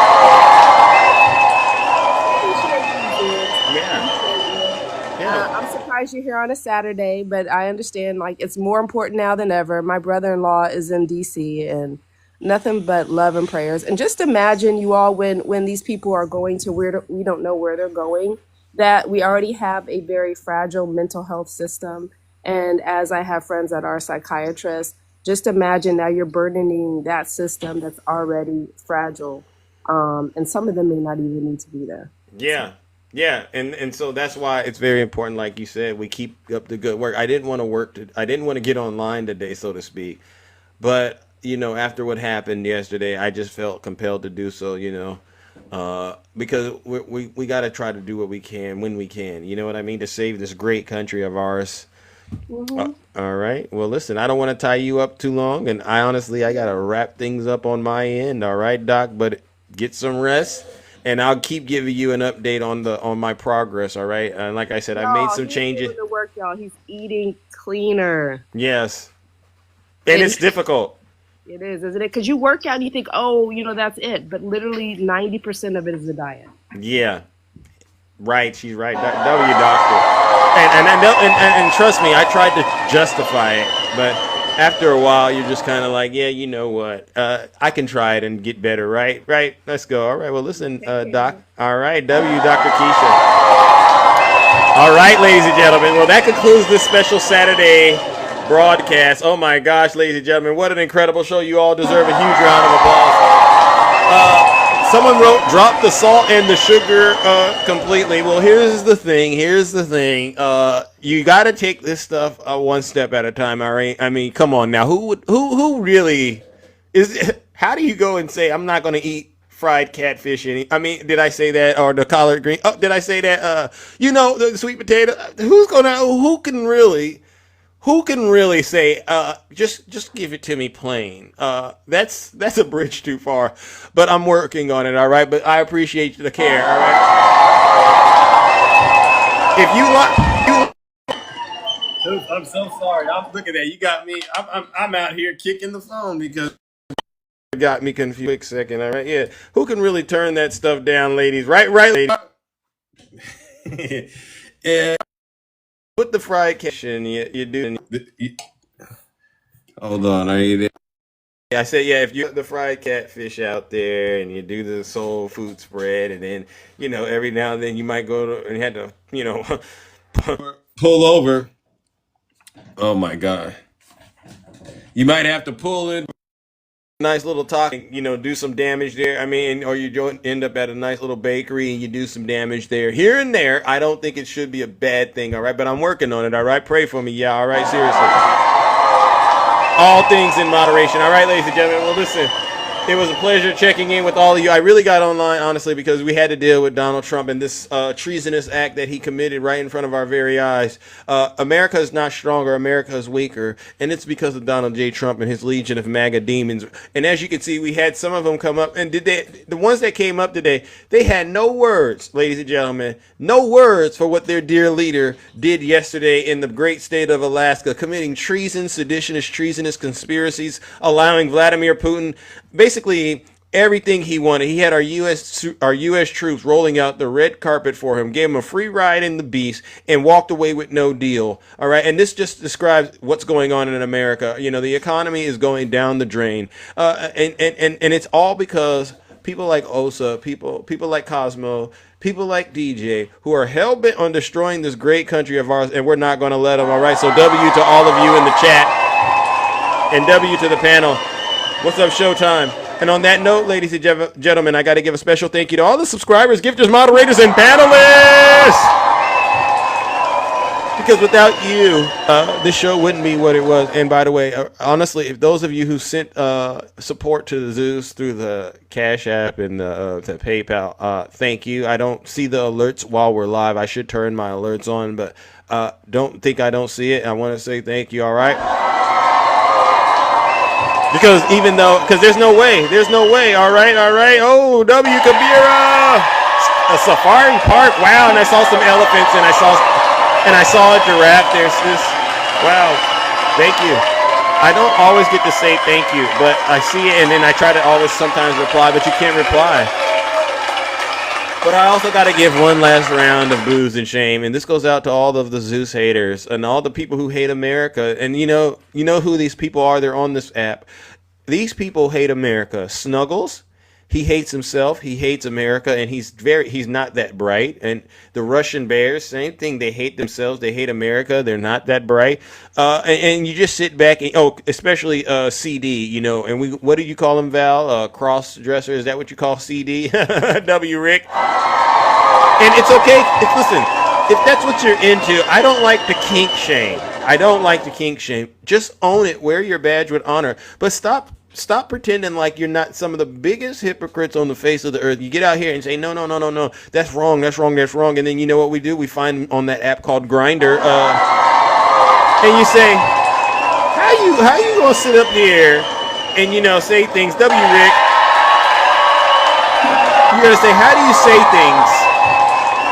I hate the LGBTQ+. I hate the DEI. And then you turn off the app in TikTok, and then they turn around and then they log into Grindr, and then you know who they're going for. They're going for the chocolate ones out there because that's what they're into. And I'm going, wow.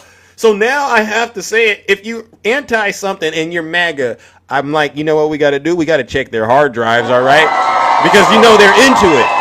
And perhaps they get on it so bad because they're trying to get rid of all the competition so they can have it for themselves. It's some sick stuff, all right? And what we're going to do is help them understand that we see right through their hypocrisy, and it's not going to work, all right? And ladies and gentlemen, let's go ahead and send these folks straight to hell. WCNA. Thank you. Closet. They keeping it in the closet. Silence, you MAGA demon. All right, ladies and gentlemen, take care and honestly, stay safe. I'll see you all Monday, unless I go into a red space and start arguing with a few Trump supporters. All right, I'll see you all Monday. Take care and stay safe. All right, we're out of here. W Cindy.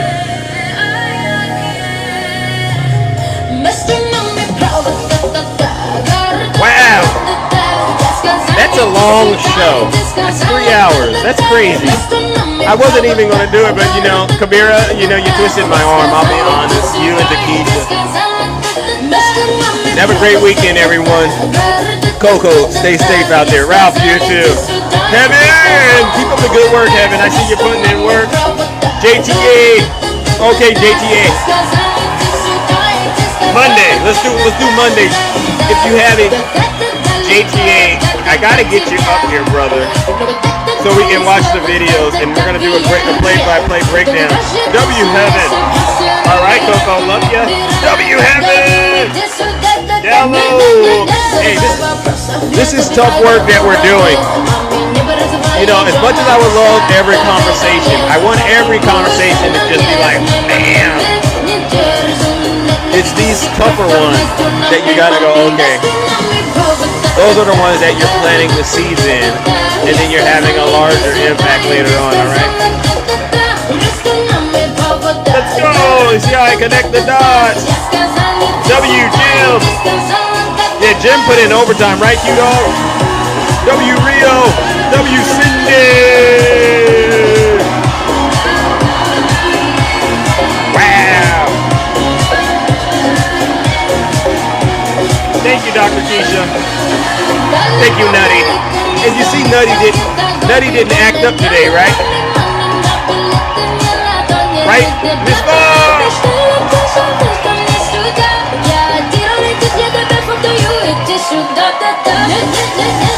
Let's go. Alter Ego. Yeah. Alter Ego is one of my biggest fans, to be honest with you. He doesn't want to admit it. They don't want to admit it. Right? Follow the Medical Collective for Dr. Keisha. That's a good one. We gotta support. We gotta support one another, especially in times like this. And I don't mind doing my part. It does no good if you try to gatekeep, right?